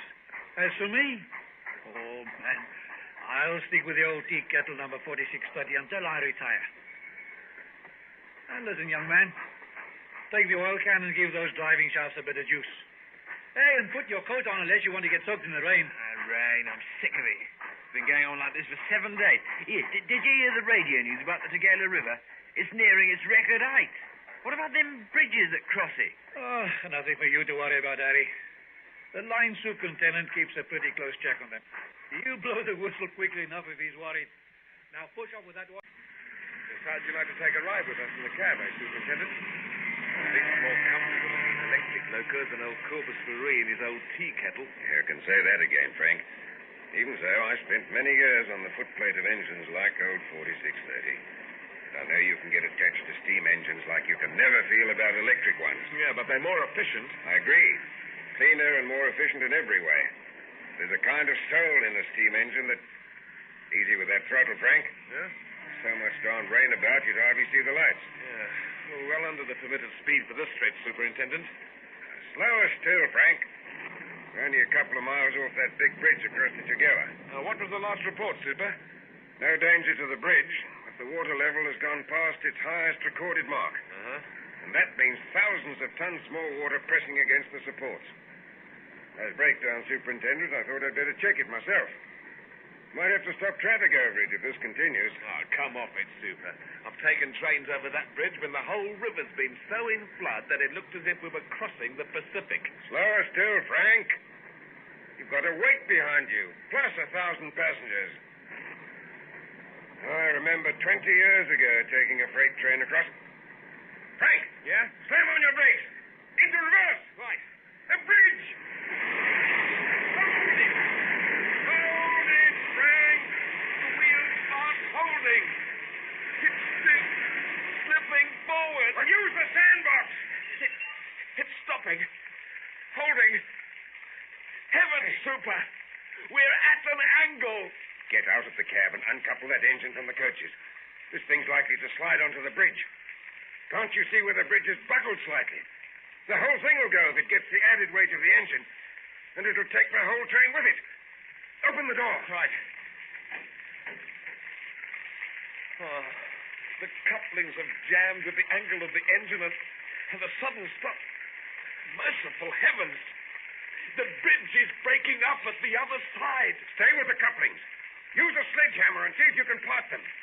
There's a line telephone by the signal. I'm going to get help. But how can you? The power line's down. There are other engines besides electric ones, Frank. Now, you stay there. Hello? Hello? Why the blazes... Hello? What took you so long to answer? Breakdown, Super... The Tugela Bridge. Yes, the bridge, the main one. It's going. Halt all traffic both sides and get a breakdown train up here. An emergency. As fast as you can. Well, use 4630. Get her covered up and tell Corvus Ferry to break every blasted record in getting here. We've got a train on the bridge approaches. The engine's on an incline and slipping. Well, hurry then, man. Get moving. Breakdown train coupled, Harry. Couple, Mr. Ferry. Climb aboard, Harry, and get shoveling coal. I want top pressure.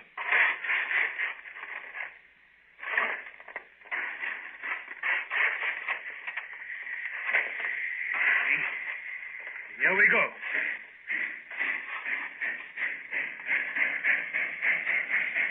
3 notches. Show him what a real engine can do.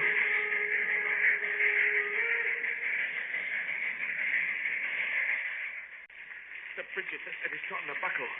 The line's done about 9 inches. Are all the passengers out? Most of them, Frank. But the lot refuse to get out because of the weather. The guards going through the train hammering those who won't get out.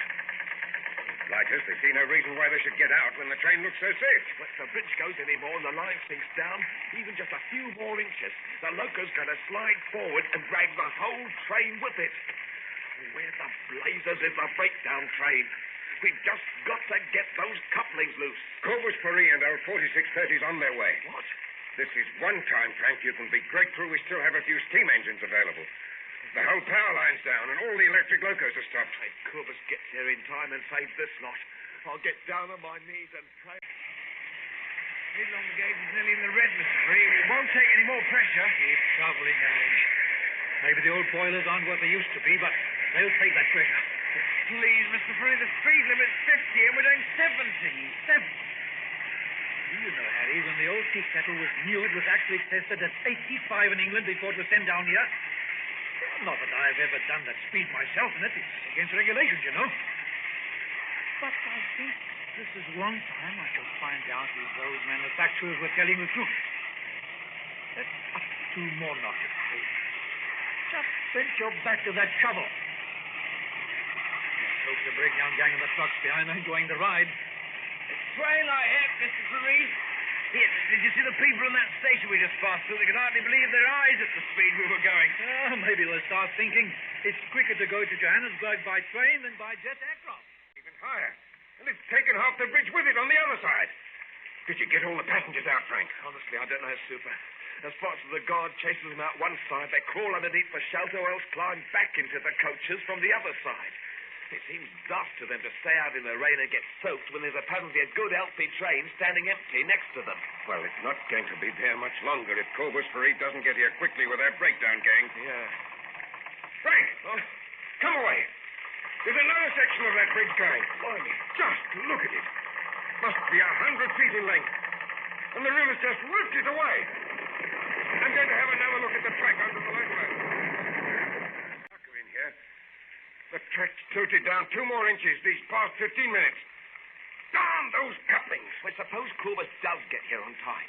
Do you think he'll be able to pull this lot far enough back to safety, Super? I doubt it.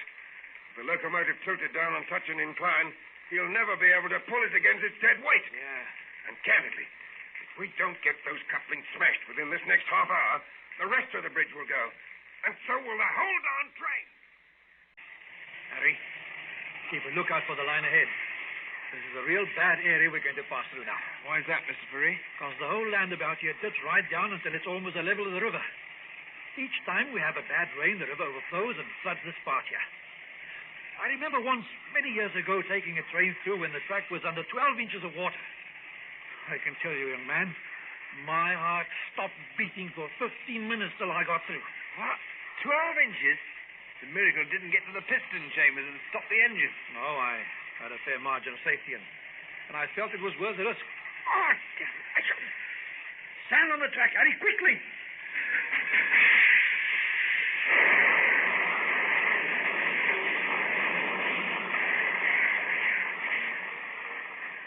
It's underwater, the whole track. It's just like an inland sea. We'll have to back up, Mr. Farid. We can't take it through that lot. Shut up, Harry. Let me think. Can you see the signal gantry? Yeah? Look where the water's there, up to the third cross member, isn't it? Yeah, that's right, yeah. About 2 feet 6 inches from the ground. 2 feet 6. Our piston chamber's about 3 feet 6 inches to spare. I think we can do it, Harry. But we'll have to take it easy. Mr. Farid, you don't know the condition of the track underneath. How about if it's been washed away or the bed loosened? So if you put the weight of the engine on it, the whole train could slide sideways into the river. As it is, we can't even tell where the track's supposed to be and the river starts. It's just a mass of water for nearly a mile. Let me tell you something, Harry. When a call goes out for a breakdown train, it's an emergency. And they teamed up with you at the depot. They all said you were a bit crazy. I'm convinced of it. But to take a train through 2.5 feet of flooded water, that's the craziest thing I ever heard of. Okay, Mr. Farid, I'll still shovel coal. I just hope the insurance pays our families well.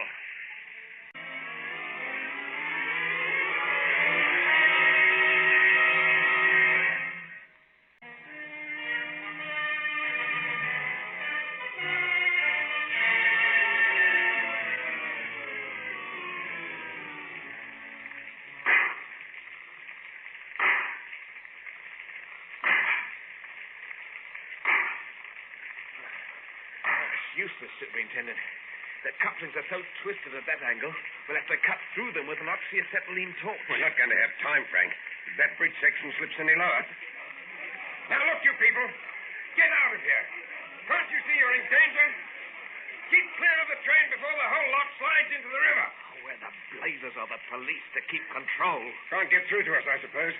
This is low-level ground and the whole area around here is flooded. And what about Cobus and his breakdown train? I'm expecting no miracles. The river's probably burst its bank by now and flooded the track. Yeah. The only thing we can do is stand back and try to see no lives are lost when that bridge goes completely. Oh, I don't know. Old Cobus is such a stubborn chap. He's quite likely to swim through and pull the train along with him. Even the most stubborn chap in the world can't take a steam train through water 2 feet deep. And that's what I imagine it'll be by now. Slow?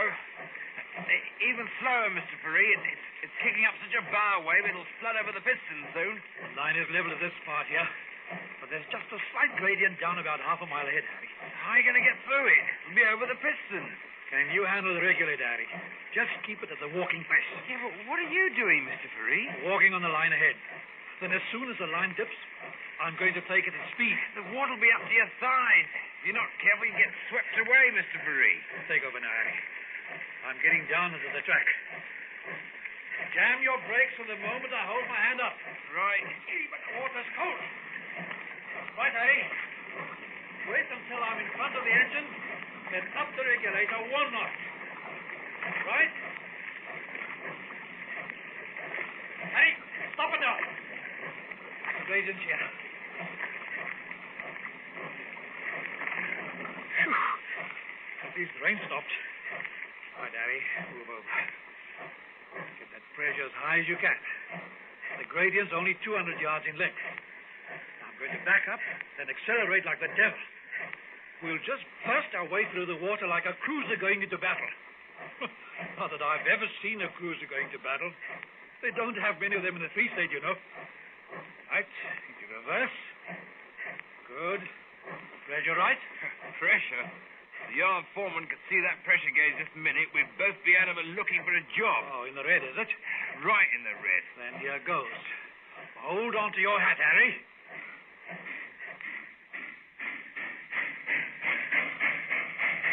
It's moving. It's taking it. Here, look at that wave. It's pouring right over the boilers. Don't let it get into the furnace. Taking all right. Good old tea kettle. Oh! I see it shallowing. We're going to make it, Mr. Perry. The old tea kettle's doing in. Come on, old 4630. Come on. A few yards more. Oh, dear old tea kettle, I love you. Win out, Harry, my boy. Win out. I told you the old girl had it in her. Now the regulator and as fast as devil can take us to the bridge. Frank, check with the guard if he's put out the fog signal. I'll check. He's done it. He's a good man, knows his job. Though what train's going to explode them, I wouldn't know. Nothing can get through in this weather. How's the bridge holding, Super? Just listen to it. Creaking away. If I just put my weight on it, I'm sure the rest of it will go. I just looked at that marker. The locomotive's down another 2 inches, and it's slipped forward nearly 3 feet. It's not going to take it. Yeah. Do you hear that, Super? A fog signal detonated. Surely old Corbett can't have... be. Yeah, that was a bang, Mr. Perry. Fog signal, Harry. Find that the guard knows his job. In his end of the breakdown, he rushes back along the line and fixes these fine explosives on the track. That was the warning one. In a minute or two, we'll hear 2 consecutive bangs, and then we'll slam on the brakes. Any sign of the train yet? No, not yet, Mr. Perry. Though with a night as black as this one, we could smack into it if it were only a dozen yards ahead. Keep your eyes skinned, my boy. Only... There they are! Down, regulator! Out with the anchors, Harry boy!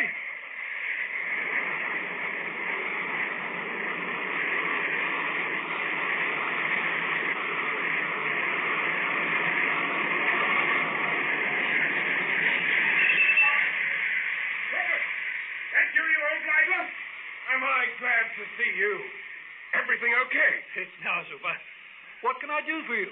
I'll shake out the breakdown, too. I want oxyacetylene torches on the couplings. The locomotive is ready for going into the river and pulling the train with it. Corbus, when the men are out, back up your train half a mile, uncouple, then bring the tea kettle down here and couple onto the back of the train, okay? Take it easy with that coupling. No jarring or you'll push the entire train into the river. Jarring me? Man, I can couple onto that train as softly as a mother kissing her baby. Just watch it. Just watch it and see how a real railwayman does the job. Slowly, Corbus. 12 more inches. Slowly. 6 inches. 3 inches. Easy now. Perfect. Now lock your brakes and be ready to reverse if we get the signal. Corbus, I've got a very light from out of one of the breakdown trucks. If I fire it, uncouple and back away darn quick, because that'll mean the train's sliding into the river. I think we're going to be too late. Foreman tells me it'll take him nearly an hour to cut through those links. The bridge isn't going to last that long. You can almost feel the line slipping down. Down the river. I'm just wondering. What, Super? If I dare take the risk. Risk? What have we got to lose? Except the whole train. What have you in mind, Super? Those couplings. Yeah? We can't wait an hour to cut through them. We've got to get them unfastened within minutes. Nothing can do it quicker than a torch, Super. Except what? Blast them. With dynamite. Dynamite? You'll only have to cough near that bridge and the whole lot will go into the river. We always have a supply of dynamite in the breakdown trucks for emergency. Tell the foreman, Frank, to bring me 3 sticks immediately. I've heard of some mad thing. Get to move on, Frank. 3 sticks and a fuse. Right. Corbus! Corbus Marie! Down here! Okay, what's it now, Super? What's it now? I hope you're not going to ask me to drag the train and the loco back off the bridge. Because even the old tea kettle can't do that with a loco at that angle. Not that, Corbus. I'm going to blast the couplings, free the train from the loco, and then you've got to drag the train back to safety before it follows the loco into the river. Can you do it, Corbus? Ah, man, even miracles, so long as they're only little miracles, are possible with old 4630. Well, this is going to be a big miracle, Corbus. I'm setting dynamite on the couplings. I warn you with a shout. You'll have just 3 minutes before they detonate. Have steam up to maximum pressure. Put the loco into reverse. Take up a slight pressure, not too much. And the very second the dynamite blows, get that regulator up and back away with the whole train as quickly as possible. Have you got that, Corbus? Got it, Super. And look here, Corbus, Marie. No heroics. The chances are that when the dynamite blows, so will the bridge. And if the couplings haven't been cut, then the train and the old tea kettle is likely to be dragged forward, straight into the river. So you and your fireman be ready to jump if that happens. Okay, Corbus. And have no fears about that. If old tea kettle starts to go for a swim, then we're going to part company pretty darn quick. It's right there, Super. Then we should have a clean break. Leave the explosives to me, Frank, and go and make sure everybody's out of the area. Right, I'll do that. Tell that guard to go through the train again. And if he finds anybody inside, to boot him out. Right. We've less than a 50-50 chance of pulling this off. Now, hurry it up, Frank. Harry, for this little lark, I think you'd better clear out the camp. And there'll be one less for me to worry about. Oh, no, I'm staying, Mr. Fareed. You can't look after the engine and stoke the furnace at the same time. Don't be a crackpot. Now, clear of this footplate. No, don't do that, Mr. Fareed. I want to stay. It's my job just as much as it is yours. Corbus Marie! Corbus! Ready, Super? Lighting the fuse now, Corbus. 3 minutes from my signal. Ready? Ready? 1, 2, 3. Fuse lit, Corbus! Get away from there, Super. Come back here. When the dynamite goes up, the whole lot's gonna go. I'm safe here, Frank. I'm sheltering behind this carriage. Get down, Frank. 2 minutes to go. Brake up. Brakes hard on. Into reverse. 1 notch on the regulator. Harry, more sand on the tracks beneath the driving wheels. Ready. 15 seconds to go. 5, 4, 3, 2, 1. Come on, get blowing. Devil! There it is. Brace up regulator. More sand, Harry. He's not moving, Mr. Fareed. Yes. Downwell is, but the wrong way. She's being dragged with the train.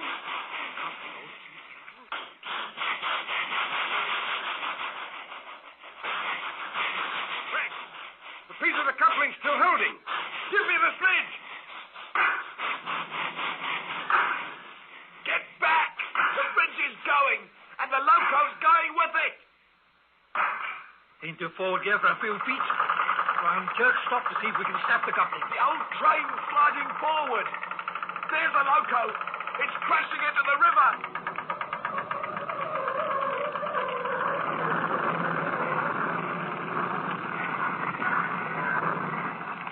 We've done it! We've done it! The coupling's gone! Into reverse again. Regulator up 2 notches.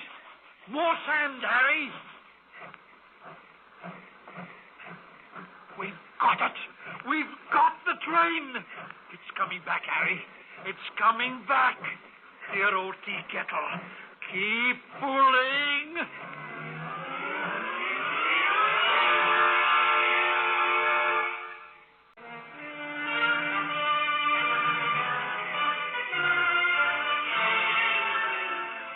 Corpus, old chap. You pulled off the miracle. We've lost the bridge and the electric locomotive, but we've saved the train. And not only the train, Corpus, but at least 200 of those darn passengers who got back into the coaches. What do you think we ought to do about them, Super? Get the police to charge them for disobeying orders in an emergency? The whole lot of them could have lost their lives if the train had gone into the river. Oh, man, leave him alone. Just let old Tea Kettle 46 Stucky take the train back in real style.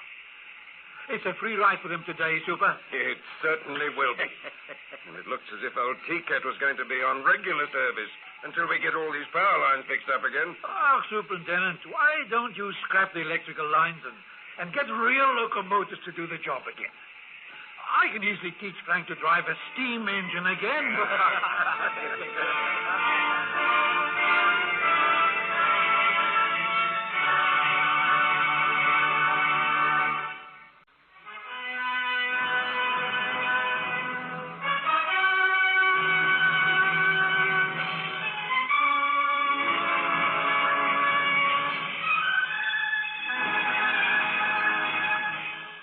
High Adventure is produced by Anne Freed and directed by Henry Diffenthal.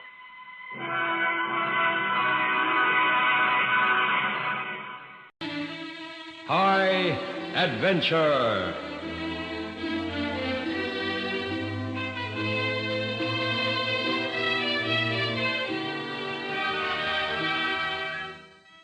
Tonight's story by Ron Evans is entitled The Man Who Couldn't Change.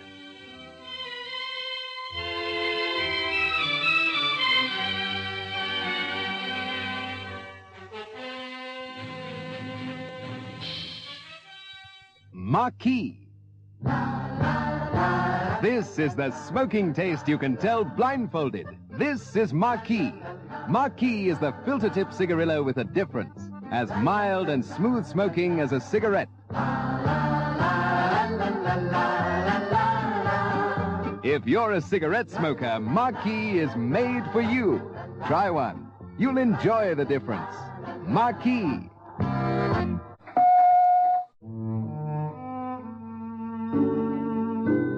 Raise your glass to Witzenberg. Since 1700, the heart and home of our finest wines. Today, Witzenberg has a wine for every facet of your glass. Dry white or Stein, dry red, Perle or Perle Rosé. Raise your glass to the magnificent Witzenberg range. You're enjoying true wine of the country. What is this new kind of cleanness women are discovering for their dishes? It's sunlight cleanness. What's sunlight cleanness? A fresh, sparkling cleanness you've never known before. Why fresh? New Sunlight Liquid has real lemon juice. And sparkling? Sunlight Liquid is concentrated. It's got the greatest grease-cutting power to give you sparkling dishes every time. And new Sunlight Liquid with real lemon juice means real economy. Just 1 teaspoonful washes a whole sinkful of dishes sparkling clean. Sunlight Clean.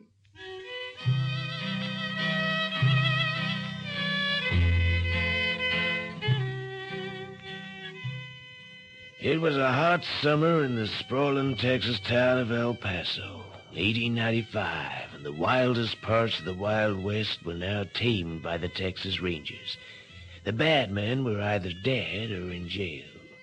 And that was how the embittered John Wesley Hardin found it when he returned from a 10-year stretch in Huntsville County Prison.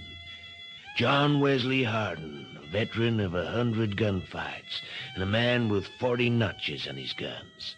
He'd been brutally treated in prison, and when he finally emerged, he looked 20 years older than his real age of 42. He was a legend in his old time, and started to take advantage of it. In his favorite haunt, the Acme Saloon, John Wesley Hardin's voice was the loudest. Around him always gathered a group of cronies and admirers, many of them women. His current lady love was Barbara Rose, the wife of a nasty little cattle rustler, Martin Rose, a man being hunted down by the chief of the local Texas Rangers, Captain Jeff Milton.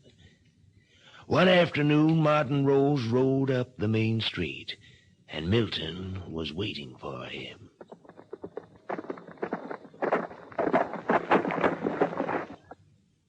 Stand right where you are, Rose.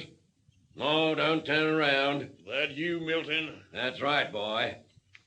Now unbuckle that gun belt and let it drop. Make it slow and easy now. What you taking me in for? I ain't done nothing. Yeah. Can't say you weren't warned, boy. The death of the cattle rustler caused quite a stir in town, and nobody was more delighted by his demise than John Wesley Hardin. Well, I'm kind of annoyed that Texas Ranger shot Martin Rose. I was going to do it anyway. Well, another way's clear for me to pay court to his cute little widow. You know, that Jeff Milton did the killing, maybe, but I got the prize, huh, fella? Yeah, Wes. She's all yours now. Well, here comes the little lady herself. Hey, sorry about your husband, Barbara. You ain't, Wes. You're making a celebration of it, and I'll join you. You ain't sorry, Babs? Sorry about that little sneak, huh? He asked for it a dozen times over. I guess it would have ended up with him and me fighting it out in the main street if Jeff Milton hadn't gotten first. So I heard you yelling before, Wes. I reckon it's maybe that Jeff Milton might be fancying you, Babs. I saw him eyeing you last night. You're saying I killed Martin Rose so I could take his wife, Hardin? Well, hello, Cap Milton. I reckon you'll have to draw your own conclusions. Don't tangle with him, Wes. I want to put on record before all these witnesses that Martin Rose was killed because he drew a gun and tried to resist arrest. I did my duty to this community. Wes Hardin was a damned liar if he said different. Harsh words, Milton. Very harsh words. You wouldn't talk to me like that if I were carrying my guns. You're lying again, Hardin. You got those guns of yours under that fancy long coat. I'm standing here giving you a chance to use them. Or tell everybody in here that you're a liar. Well, Hardin, what's it to be? Gentlemen, I reckon I must have told a lie. Seems I got some business to attend to in Jairus. Hey, I don't think Wes will show his nose in town again after that, Babs. Fancy Wes Hardin backing down like that. Who'd ever believe it? After all the big talk, too. Yeah, times had changed. 11 years before, Wes Hardin would have gunned Milton down without a second thought. The confrontation was the talk of El Paso for weeks after. Wes's cronies maintained that he'd only backed down because of Milton's position. They all knew that Wes still had his famous calfskin waistcoat, which was specially fitted to carry 2 guns. In spite of having to cross-draw them, Wes was faster than most men with conventional holster, and would be sure to use them against any lesser man than Captain Milton. Their theory was to be put to the test 2 months later, when Wes rolled back into El Paso. While he was booking into the hotel, a drama was being enacted in the Acme Saloon, where young John Selman, a deputy sheriff, was having trouble with Barbara Rose. Get your damn filthy hands off me! I'm taking you in, Barbara, and mean it. I've done nothing to you. Last night you pulled out a gun and fired 4 shots down the main street. There are plenty of witnesses. So what? I didn't hit no one. Makes no difference. You were causing a disturbance. Now, come on. Don't make no more trouble here. You gonna lock me up for that? Are you gonna come, or do I have to drag you out of here? You wouldn't dare. Oh, no? Hey! Let go of me! Help me, somebody! Why, you big punk! Help! Young John Selman pulled her all the way to the town jail and handed her over to the sheriff. Meanwhile, having now booked his room, Wes Hardin walked into the Acme Saloon. The English barman quickly told him what had happened to Barbara. Yes, he was very rough with her. Yeah, she said he wouldn't have dared done it if it had been with you around, Wes. She did? Well, I reckon she's right at that. Well, I'm ready to venture honor. Will you take a message to someone for me, Jake? Sure, Wes. What is it? Tell him I'm waiting in here for him. Yeah, do that. He'll be over at the jailhouse. Pour me a long whiskey, Jackson. Hey, better still, give me the bottle. Wes, you and I have been friends since you came out of jail last year, right? That's right, Jackson. What about it? Yeah, well, don't take it amiss if I say what I feel, all right? I think you're making a big mistake in calling out a lawman like this. Ah, he's only a little lawman. A deputy, you said. It isn't like the old days, Wes, believe me. Shoot even one little lawman and you'll have 1,000 or more Texas Rangers hunting you down. Not if I make him draw first. The law ain't changed in that respect. And if he don't draw? Then that makes him a yellow-bellied coward. Now, don't look at me like that, Jackson. When I backed down from Milton, I knew it wouldn't draw first. He was only using the situation to get a name for himself as the man who killed Job Wesley Hardin, a privilege I'll give to no man. I made the wise move. But one day, we'll face up to each other again, and I'll blast him off his feet. But, Wes, that's what I'm trying to tell you. You can't get away with that kind of thing nowadays. It's all gone law and order, church, business. I don't believe it, Jackson. A man with guns as fast as mine is still king. Yeah, well, I'd hate to see you go back to jail, Wes. Or lying out there in the dust. You won't. There'll be others who'll be lying out there in the dirt. Men like Selman Milton and a few others I can mention. Yeah, here's Jake, coming back. Well, is he coming? Hey, sorry, Wes, he refused. Says it ain't his job to go dueling. He backed down? Yeah. Well. Well, you hear that, everybody? That big hero Selman won't come here and face me.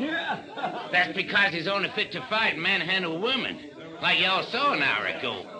Now, what kind of lawman is he? He's scared of you, Wes. Knows your reputation. Well, let him come here and fight like a man. He's a chicken-livered coyote, and I'll shame him into facing up to me. You got the drop of Wild Bill Hickok once, didn't you, Wes? Yeah, that's right, boy. Tried to arrest me in Abilene. Told me to hand over my guns, and when I did, I gave him the old border roll and took him by surprise.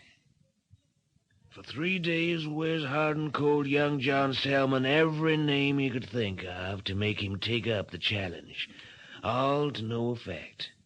However, Selman's father, known as Old John, lived a few miles outside El Paso. He'd been a gunslinger in his day, but had changed to the side of the law in later life.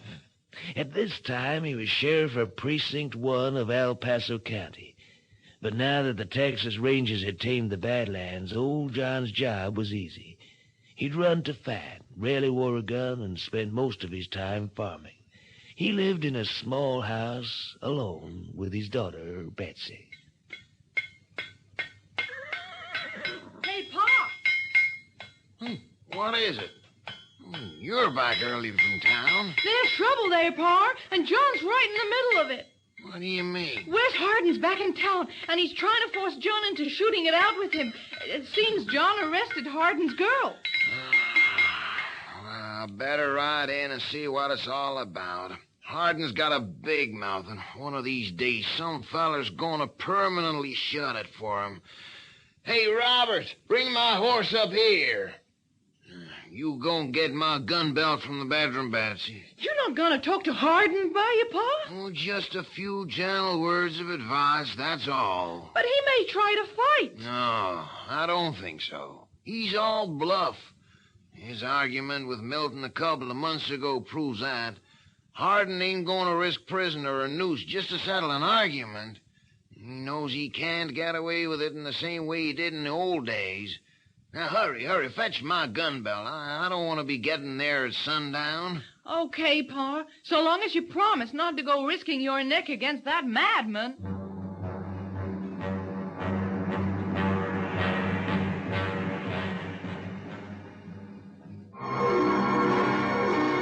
There must be a reason why, all over the world, the swing is to Rothman's king size.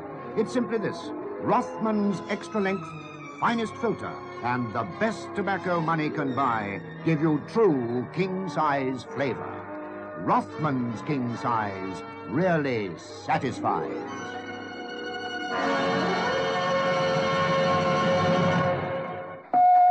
Call Lillian Sachs. I can't. My nose is blocked up. He can't. His nose is blocked up. He can't. His nose is blocked up. Use Tristan nasal spray. Use Tristan nasal spray. Use Tristan nasal spray.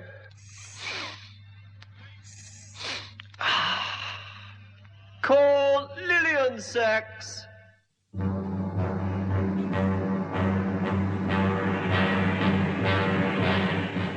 It was just afternoon when Wes Hardin walked down the street with some of his pals, his arm linked in Barbara Rose's.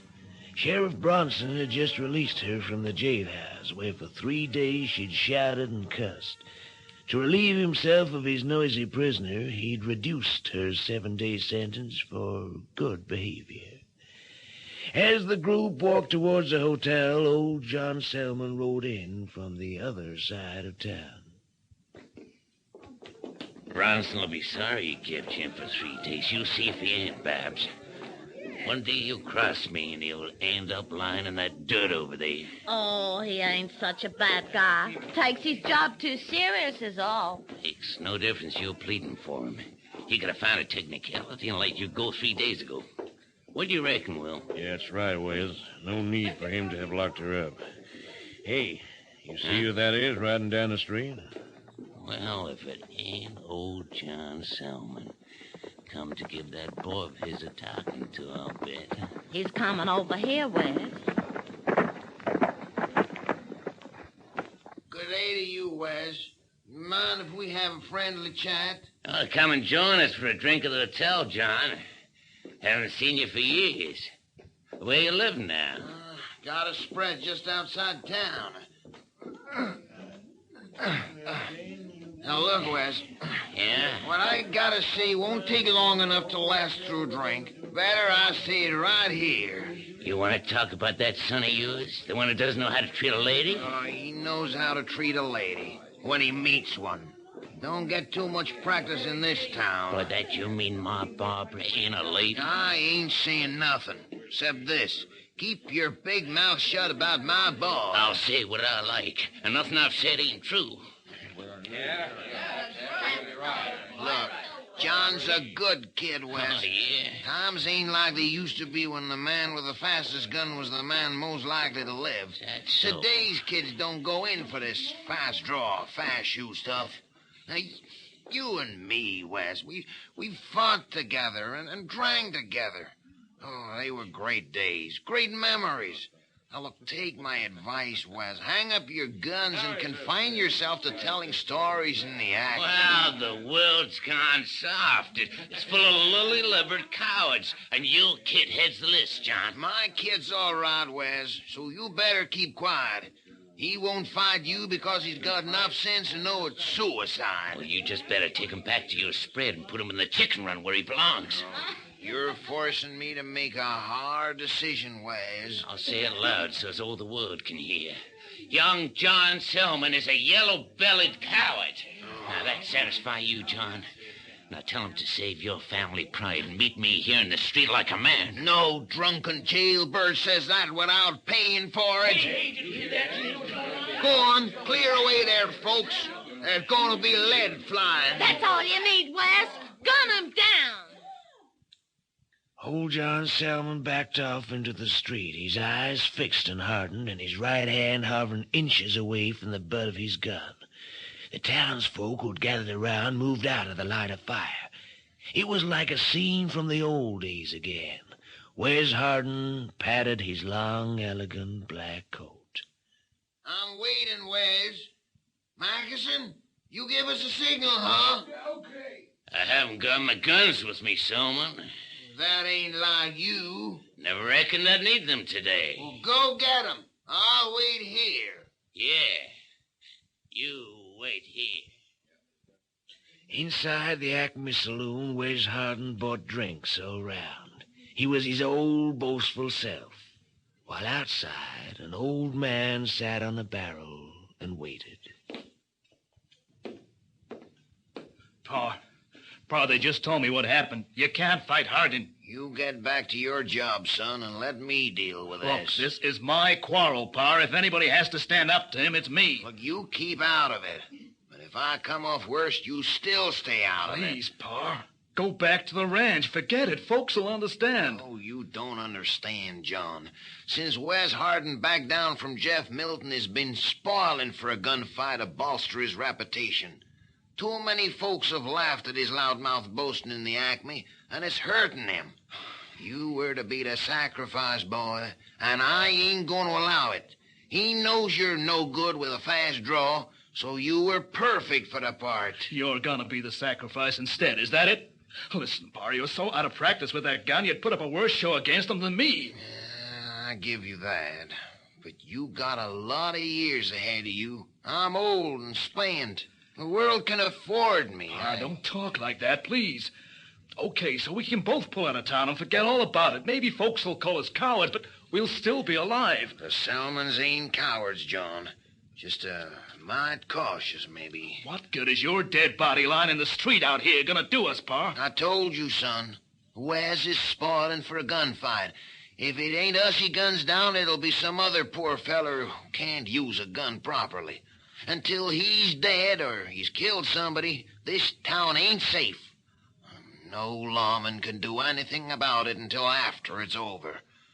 On top of that, he's got so many friends in town, he'll more than likely get off with a self-defense plea. You know how it goes. Never thought of it like that before. So you just go back and do your work and leave this to me. Don't seem right, though. He started the quarrel with me, not you, Let's Pa. not go into that again, huh?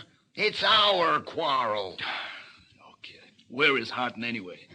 Said he was going for his guns, but I saw him mosey off into the Acme. But I ain't hurrying things none. We got all day.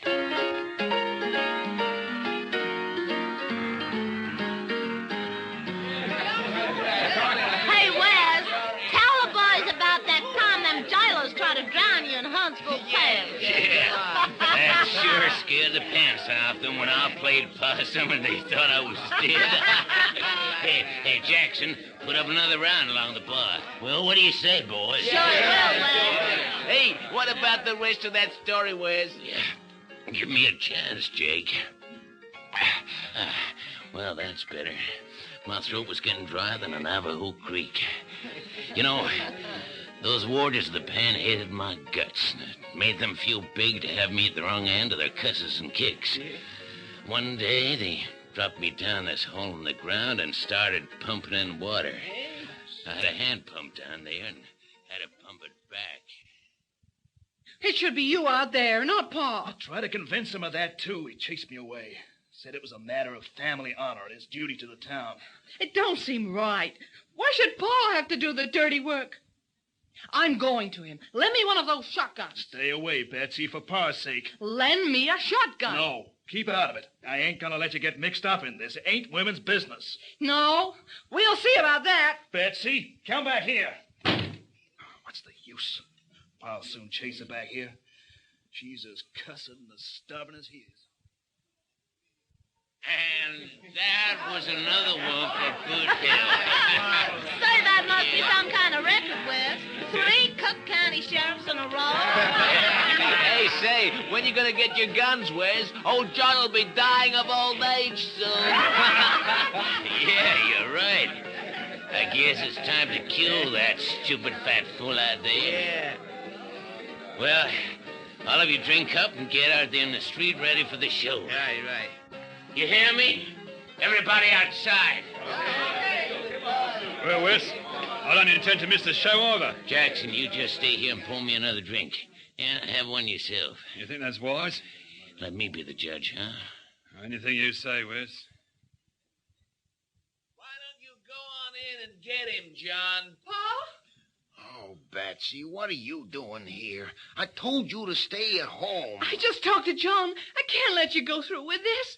Oh, come back to the ranch with me. Please, Pa. I can't do that. Now go back and leave me alone. This ain't your business. It is my business. Girl, you've made up my mind for me.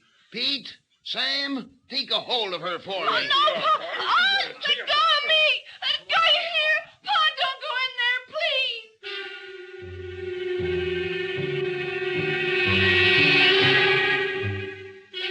Old John Salmon walked towards the saloon and pushed open the bat-wing doors. The crowd pushed forward to peer inside as he disappeared from sight. What are you moving away like that for, Jackson? Don't bother about drinking that, Wes. Huh? Look who's behind you. Turn and face me, Hardin. I waited outside long enough. I ain't turning, Selman. Besides, I still ain't got my guns. You've had time. Plenty of it. You should be glad I'm giving you extra time to enjoy before I kill you. Somebody's got to die in this town today. Everyone knows that. Why are you so damn sure it's gotta be me? Because you're fat, slow, and the size of a yellow-bellied kid. You deserve to die, Selman. Turn round and face me, Hardin. Go outside again and wait. I'll deal with you later. You gonna turn? Go away, fat man. Can't you see you're bothering me? Old John was in a torment of indecision. His breathing was labored, and his hands shook with pent-up fury, waiting to be unleashed. And Hardin's final remark did it. Jackson, will you oblige me by kicking that old goat into the street where it belongs? That's it, Hardin.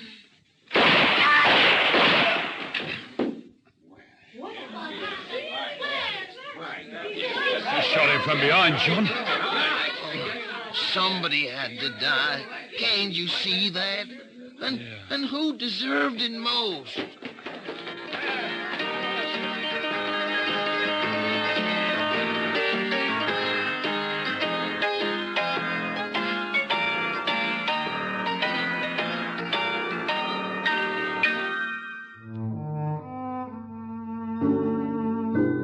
Raise your glass to Witzenberg, since 1700 the heart and home of our finest wines. Today, Witzenberg has a wine for every facet of your glass. Dry white or Stein, dry red, Perle or Perle Rosé. Raise your glass to the magnificent Witzenberg range. You're enjoying true wine of the country. Shield gives a confidence that actually shows. In your eyes. Put on Shield deodorant and it's dry in seconds. That's the way it stays right through the day. Shield never makes you feel sticky. It just protects you and keeps you dry, feminine, fresh. Wear Shield and the only thing you show is confidence. Shield gives a confidence that actually shows. In your eyes. In your eyes.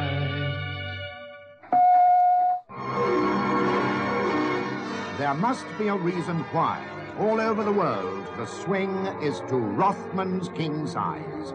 It's simply this: Rothman's extra length, finest filter, and the best tobacco money can buy give you true king size flavor. Rothman's king size really satisfies.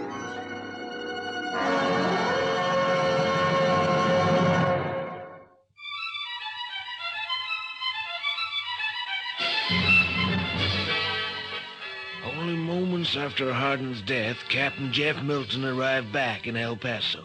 Hearing the commotion, he pushed his way into the Acme saloon and surveyed the scene. He stooped down and unbuttoned Hardin's coat. It fell open. You see that, huh? Hardin had both his guns all the time. But he said he was going to get them. That's why he wouldn't turn and face old John. Reckon the old man wouldn't shoot him in the back. Reckoned wrong this time, didn't he? Tried that game with me once, as you all know. Seems it didn't work so well the second time around. Now that the feared John Wesley Hardin was dead, the crowd sided with and supported old John Selman. His plea of justifiable homicide was accepted, and he was allowed to return home to his family. This story is based on fact, and even today many historians of the old American West are puzzled why Wes Hardin made no attempt to face Selman. Could it have been his arrogant self-confidence, or had his terrible experiences in Huntsville Penitentiary turned him into a boastful coward, living in his world of past glories?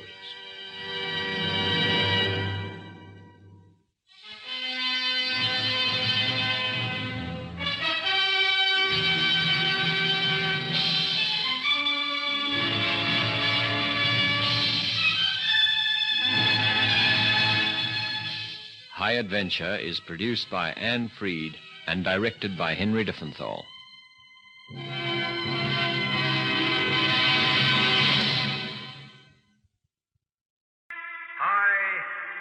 Adventure.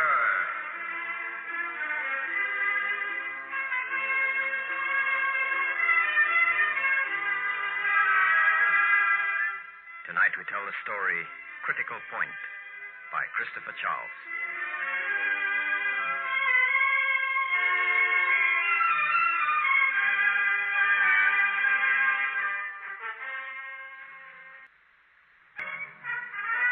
The weather was near perfect when we took off from Heathrow Airport. The aircraft, a supersonic passenger jet, behaved beautifully. And if it weren't for the fact that it was the first time we'd carried passengers, it would have been an ordinary, if not a boring, flight from London to New York. At 40,000 feet, small malfunctions started to appear in the aircraft's various guidance systems. It had happened before in the test flights, mere teething troubles. But on this flight, I felt a certain uneasiness, a nagging doubt that all was not well. But, Captain, we've had that guidance problem before. Yes, Dave, I know that. So why the frown? Well, this time it's different. By the way, we've got a security officer on board. Oh? What's his name? Mr. Stewart, I think. Yeah, Mr. Stewart, I was wondering if you'd like a cup of tea. Oh, I won't say no, Tar. All right, you are then. 3 teas up on flight deck, please. Fine. Give me a few moments. So, Mr. Stewart, you're here to protect us, is that it? Well, not only you, but the passengers as well. There are 4 of us. Me and 3 other blokes back there in the cabin. This is a routine flight. And granted, this is the first time we've had passengers on board. Well, they're very important passengers, so I'm told. Uh-oh. Looks like we're still having troubles, Dave. Look at number 2. Revving a bit above normal, Captain. Alarm light as well. What caused that? I'm not sure. Not sure, huh? Well, it could be a lot of things. Trouble with the fuel injector corrector, tiny bit of dirt, maybe. Oh, anyway, it's been corrected. And at this stage, that's all that matters. Here's your tea. Oh, and the sugar is there. Oh, Tom, miss. See you in the galley? Not likely. She's married. Uh-huh. I was married. My wife was killed a number of years ago. Accident? No, she was murdered. I'm sorry. It was a long time ago, as I said. 1959, the year. 1959. And that was the year that I... No, it's not important. Go on. Well, it's not a tale that I like relating. Sounds interesting. Well, it happened in the Belgian Congo. Don't know the name of the country now. I hadn't been flying long. I was with the East African Airways at the time. An appeal for volunteers was made. The date was... I'll never forget it. 24th of November, 1959. Well, I heard about this flying of refugees out of the Congo, and it appealed to me. Well, to cut a long story short, I signed up for the job, if you could call it that. I flew to the Congo, and in the beginning it was very exciting. We skipped around the country like crickets, evacuating refugees from the most obscure places. And that was in the beginning. And then the tragedy of the whole thing struck me. It was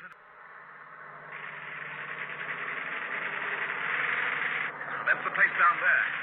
Looks like we'll have to get in and out of it really fast. The strip's crawling with timber. Okay, Dave, take it down to 50 feet. We'll just clear those trees. Take on refugees, and there's enough runway left to clear straight out. Hold tight. Here we go.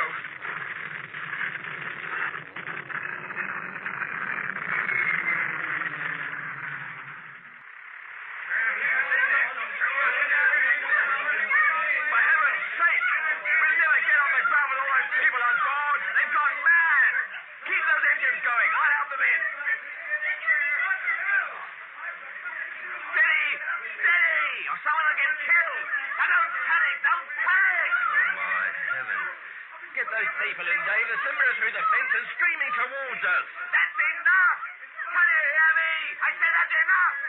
I can't take any more. We'll all die. Bill! Bill, take it away before it's too late. Take it away! You can't leave me behind! Andy! Let go or shoot! Don't leave me behind! Help me! Come on!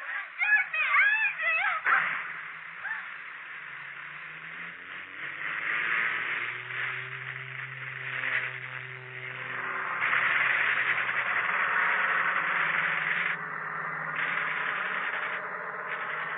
Dave, they're shooting at us. Keep low now. We'll just make the trees at the end. You won't come up. We're overloaded. Come up. Come up. You're all right. Pull her up now. Up!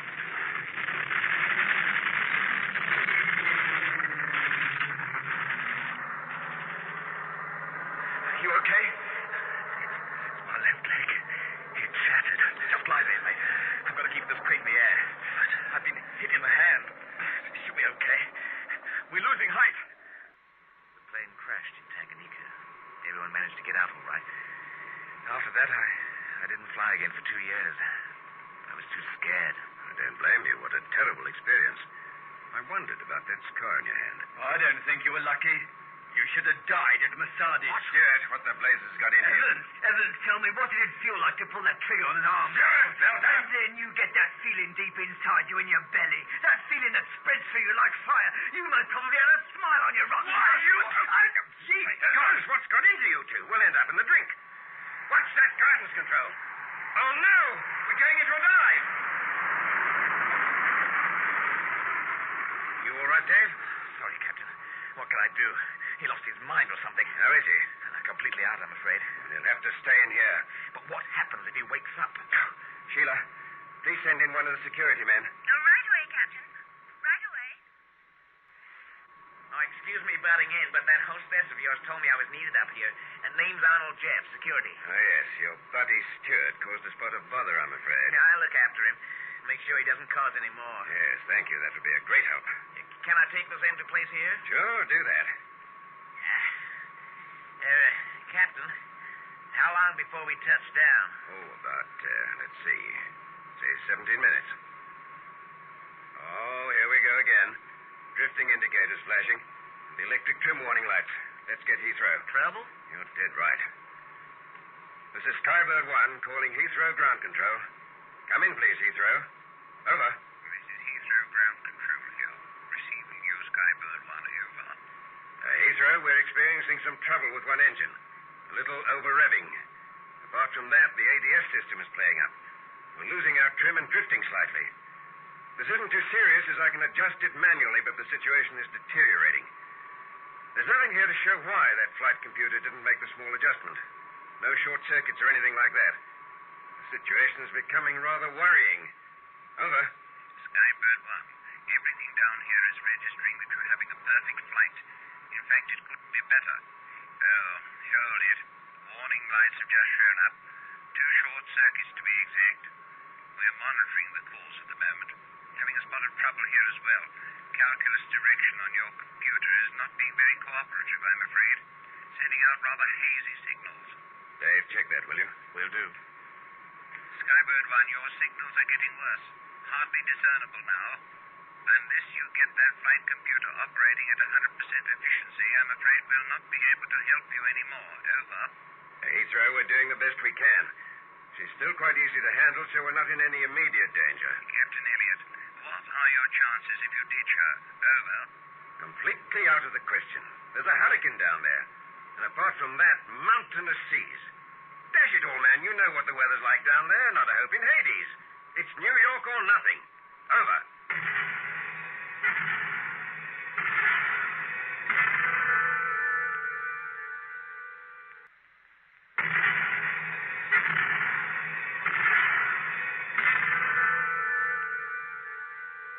Right, let's make it New York then. Have you completed that systems check? Over. Dave? It's very strange. Doesn't appear to be a thing wrong. Try automatic pilot again. It just doesn't figure. Switching over now. She's working. Now, I wonder what all this Skybird is. 1, come in, please. Are you still there? We're still here. Captain, the switch. Switch? Oh, I see. Hello, Heathrow. We're still here. We seem to have earned a brief respite. It's all rather queer. Over. Skybird 1, you have. Receiving you loud and clear. Flight computer's working perfectly. Over. We'll contact you if trouble rises again. Over and out. Dave, I'd like you to make a systems check right now, especially the ADS system. It's the same result. It's unbelievable. Nothing. Hold on. Just one small thing. It looks like a minute pressure drop in the central hydraulic system. That's it. Can't really position it there. Let's have a look at that. See there? It's tiny enough, though, hardly discernible. I wonder. Hello, Heathrow ground control. Come in, please. Heathrow, come in, please. Over. Receiving you loud and clear. Please identify. Skybird 1 here, Heathrow. We have a slight pressure drop in the central hydraulic system. It's a very small leak, but it is a leak just the same. If things should come to a head, Well, there's still the manual system. But I hope to heaven that it doesn't come to that. Over. Captain Elliot, I'm sorry, but we're rather helpless here until a full analysis computer check is completed. I suggest you hold on until we're able to give you the results. Over. Heathrow, there's something else. I'd like a full report on the security guard we have here. His name is Andrew Stewart, a Cockney. Became hysterical and we had to sedate him. Could you please check with Scotland Yard or Interpol, whoever employed him? Who gave him clearance for this flight, etc.? Over. Will do, Skybird 1. Over and out. I'll make Mr. Stewart a little more comfortable. This pillow will do for a start. Mr. Jeff, I suggest that you go back to the passenger compartment. Mr. Evans and myself will be rather busy up here. I'll do that. I was sure that our time was limited, but I didn't tell Evans of my fears, as there was no point in distressing him further. With growing apprehension, I registered the slow decay of the aircraft's electrical and guidance systems. An unconscious man, a sick jet, was my responsibility. Critical point. That point where I would lose control of the jet was close. But when? Minutes? Seconds? Skybird 1. Skybird 1, Heathrow here. Come in, please. Over. Skybird 1 here. Receiving you loud and clear. Over. Skybird 1. The location of your trouble spot is directly beneath freight compartment G. This is extremely near the hydraulic center for aileron and rudder trim. This automatic system of direction control is affected by an unknown cause. However, there's no cause for alarm, as electrical system is duplicated by manual control. Thank you, Heathrow. Over. A frequency to stay open. Will do, Skybird 1. Over and out. That compartment is not pressurized, so we still can't tell what's up. Well, maybe it'd be better if we didn't see the fault. It might scare me. Maybe. Oh, trim warning lights on again. What's going on? Captain, cabin pressure dropped slightly. That's odd. Now what's going on? Heathrow, Skybird 1 here. Come in, please. Over. Heathrow here, Skybird 1. Over. Our cabin pressure has dropped 02 points. Over. There's no indication of that happening here. Are you sure? Over. Of course I'm sure. Emergency indicates the same. Over. We suggest emergency procedures. I've just been told that our flight computer is no longer in contact with yours. It's completely dead. The computer here has been checked and it's functioning perfectly. We can no longer give you advice. You have approximately 10 minutes to touchdown, and with regard to cabin pressure, drop altitude to 15,000 feet. Over. 15,000 feet? There's a heck of a storm down there. Over. There's no alternative. We will inform JFK to let you have the whole airport. Emergency procedure will be followed. Good luck. Over. Thanks, Heathrow. Over. Computer contact gone. Cabin pressure dropping. Vibrations a lot. For some inexplicable reason stemming from freight compartment G. What do you think, Dave? Oh, something broken loose in there. No, it couldn't be. Flight hasn't been rough enough. Pity the compartment isn't pressurized, otherwise we can have a look in. It's not pressurized, don't you see? The skin between the compartment and the cabin must be punctured. But how? I've got to take it down to 5,000. It's going to be a rough ride. Pressure's dropping faster than it was. I'm not serious. It's going to get rather cold up here. That's one of the reasons we have to take her down. Now, ready? Ready. Good. Off with the automatic pilot. There we are. Now, steady. I'm going to get her down fast. 5, 13, 25, 13, 2, 13, 12, 9, 10, 45. Smooth her out now. 23, 10, 15, 10. We're nearly there. There. Oh, it's not smooth, is it? Skybird 1. JFK ground control here. Come in, please. Over. Now what? Skybird 1 here, JFK. What can we do for you? Over. We've cancelled all air traffic to and from here. That is, all except yours. The weather conditions are very bad. Under normal conditions, you would have been diverted. But as emergency procedures are underway, that is impossible. Also, the state of your aircraft makes the diversion dangerous. You have the whole airport to yourselves. Your designated runway is East 7. Did you get that? Over. Yes, thank you, JFK. Out. Dave, we're losing hydraulic fluid fast. Drifting again. The quicker we get to JFK, the better. Keep your eyes glued to that horizon indicator. The autopilot's gone. We're diving. Manual now. Come on. Up. Up. It's responding. Take the aileron controls. Hurry! It's coming round. More! Come on! Nearly there. There. Wow. Nearly cocked it. That was too close for comfort. We're 500 feet above the drink. This storm. 350 feet. Brace yourself. 400. Afterburner. Now. 1, 2, 3, 4, 5. That's it. 2,500 feet. Take her up a bit more. 3.5 will do. Will do. Heathrow. Heathrow. Sorry not replying. I was occupied at the time. Hello, Skybird 1. Glad you're back with us.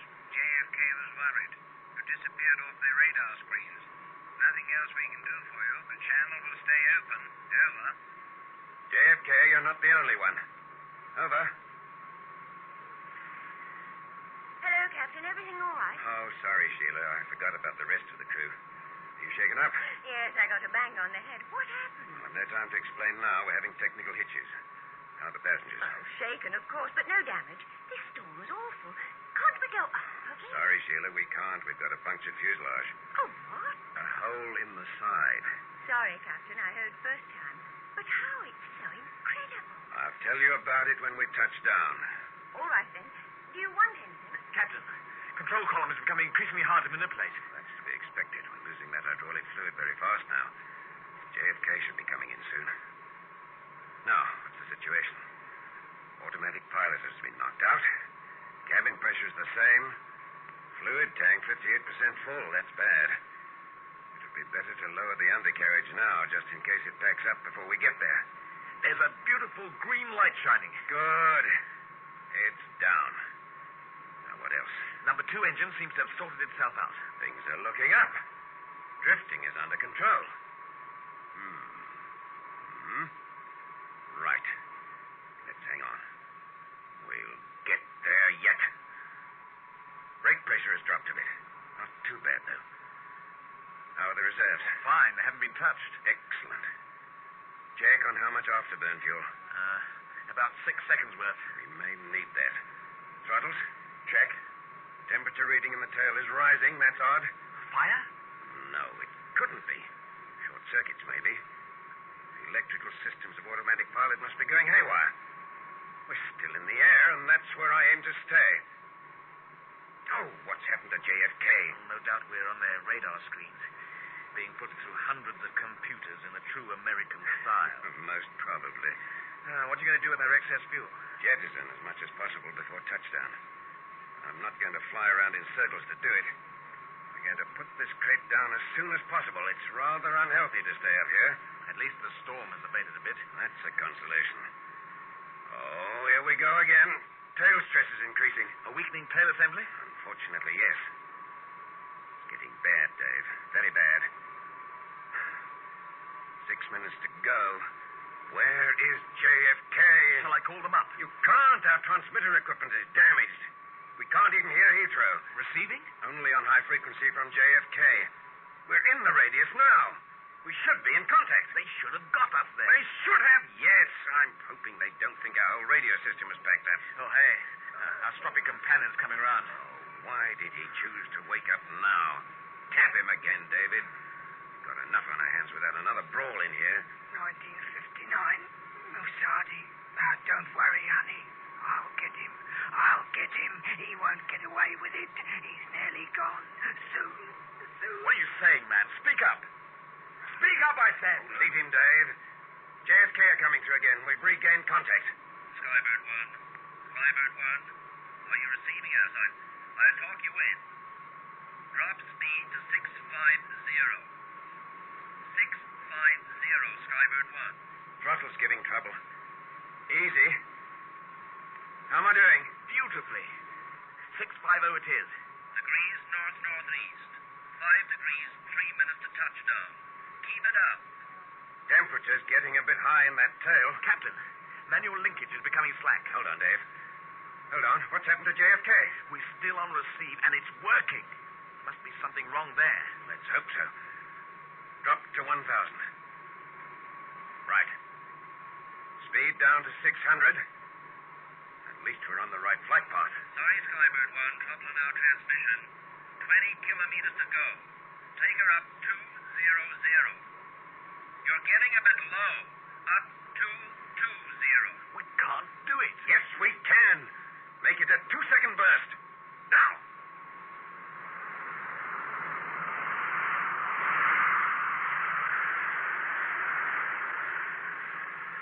That's better.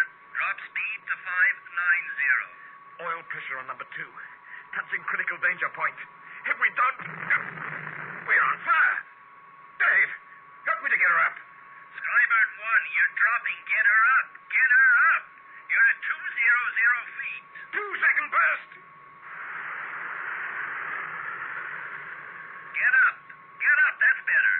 450. 500. You had me worried there, Skybird 1. Extinguishers are on, Captain. Number 2 engine's not functioning. Visibility here has improved a lot, though it's still raining.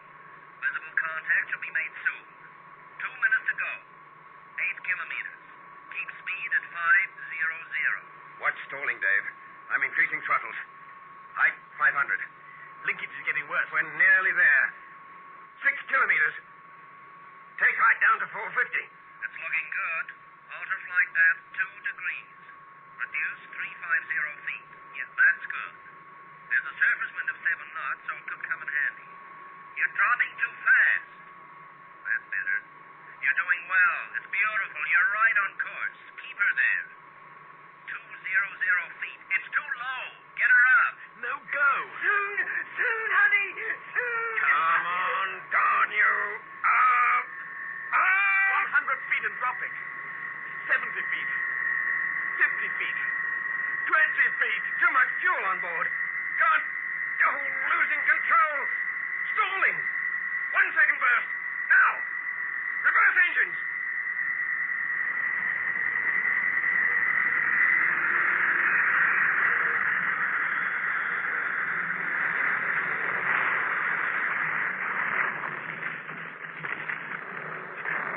We made it. We made it.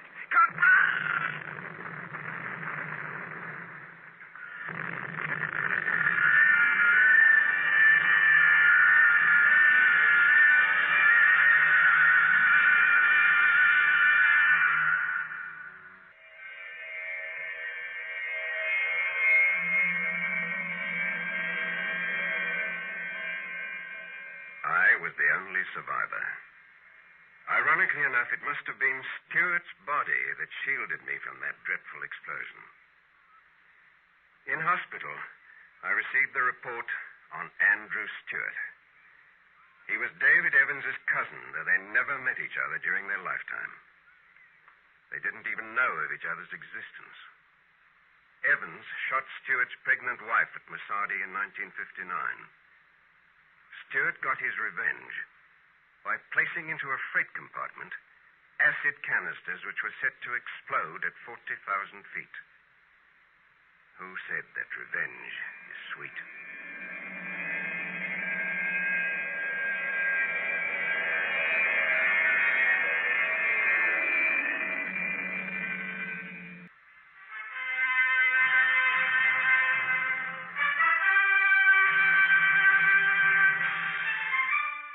High Adventure is produced by Anne Freed and directed by Henry Diffenthal.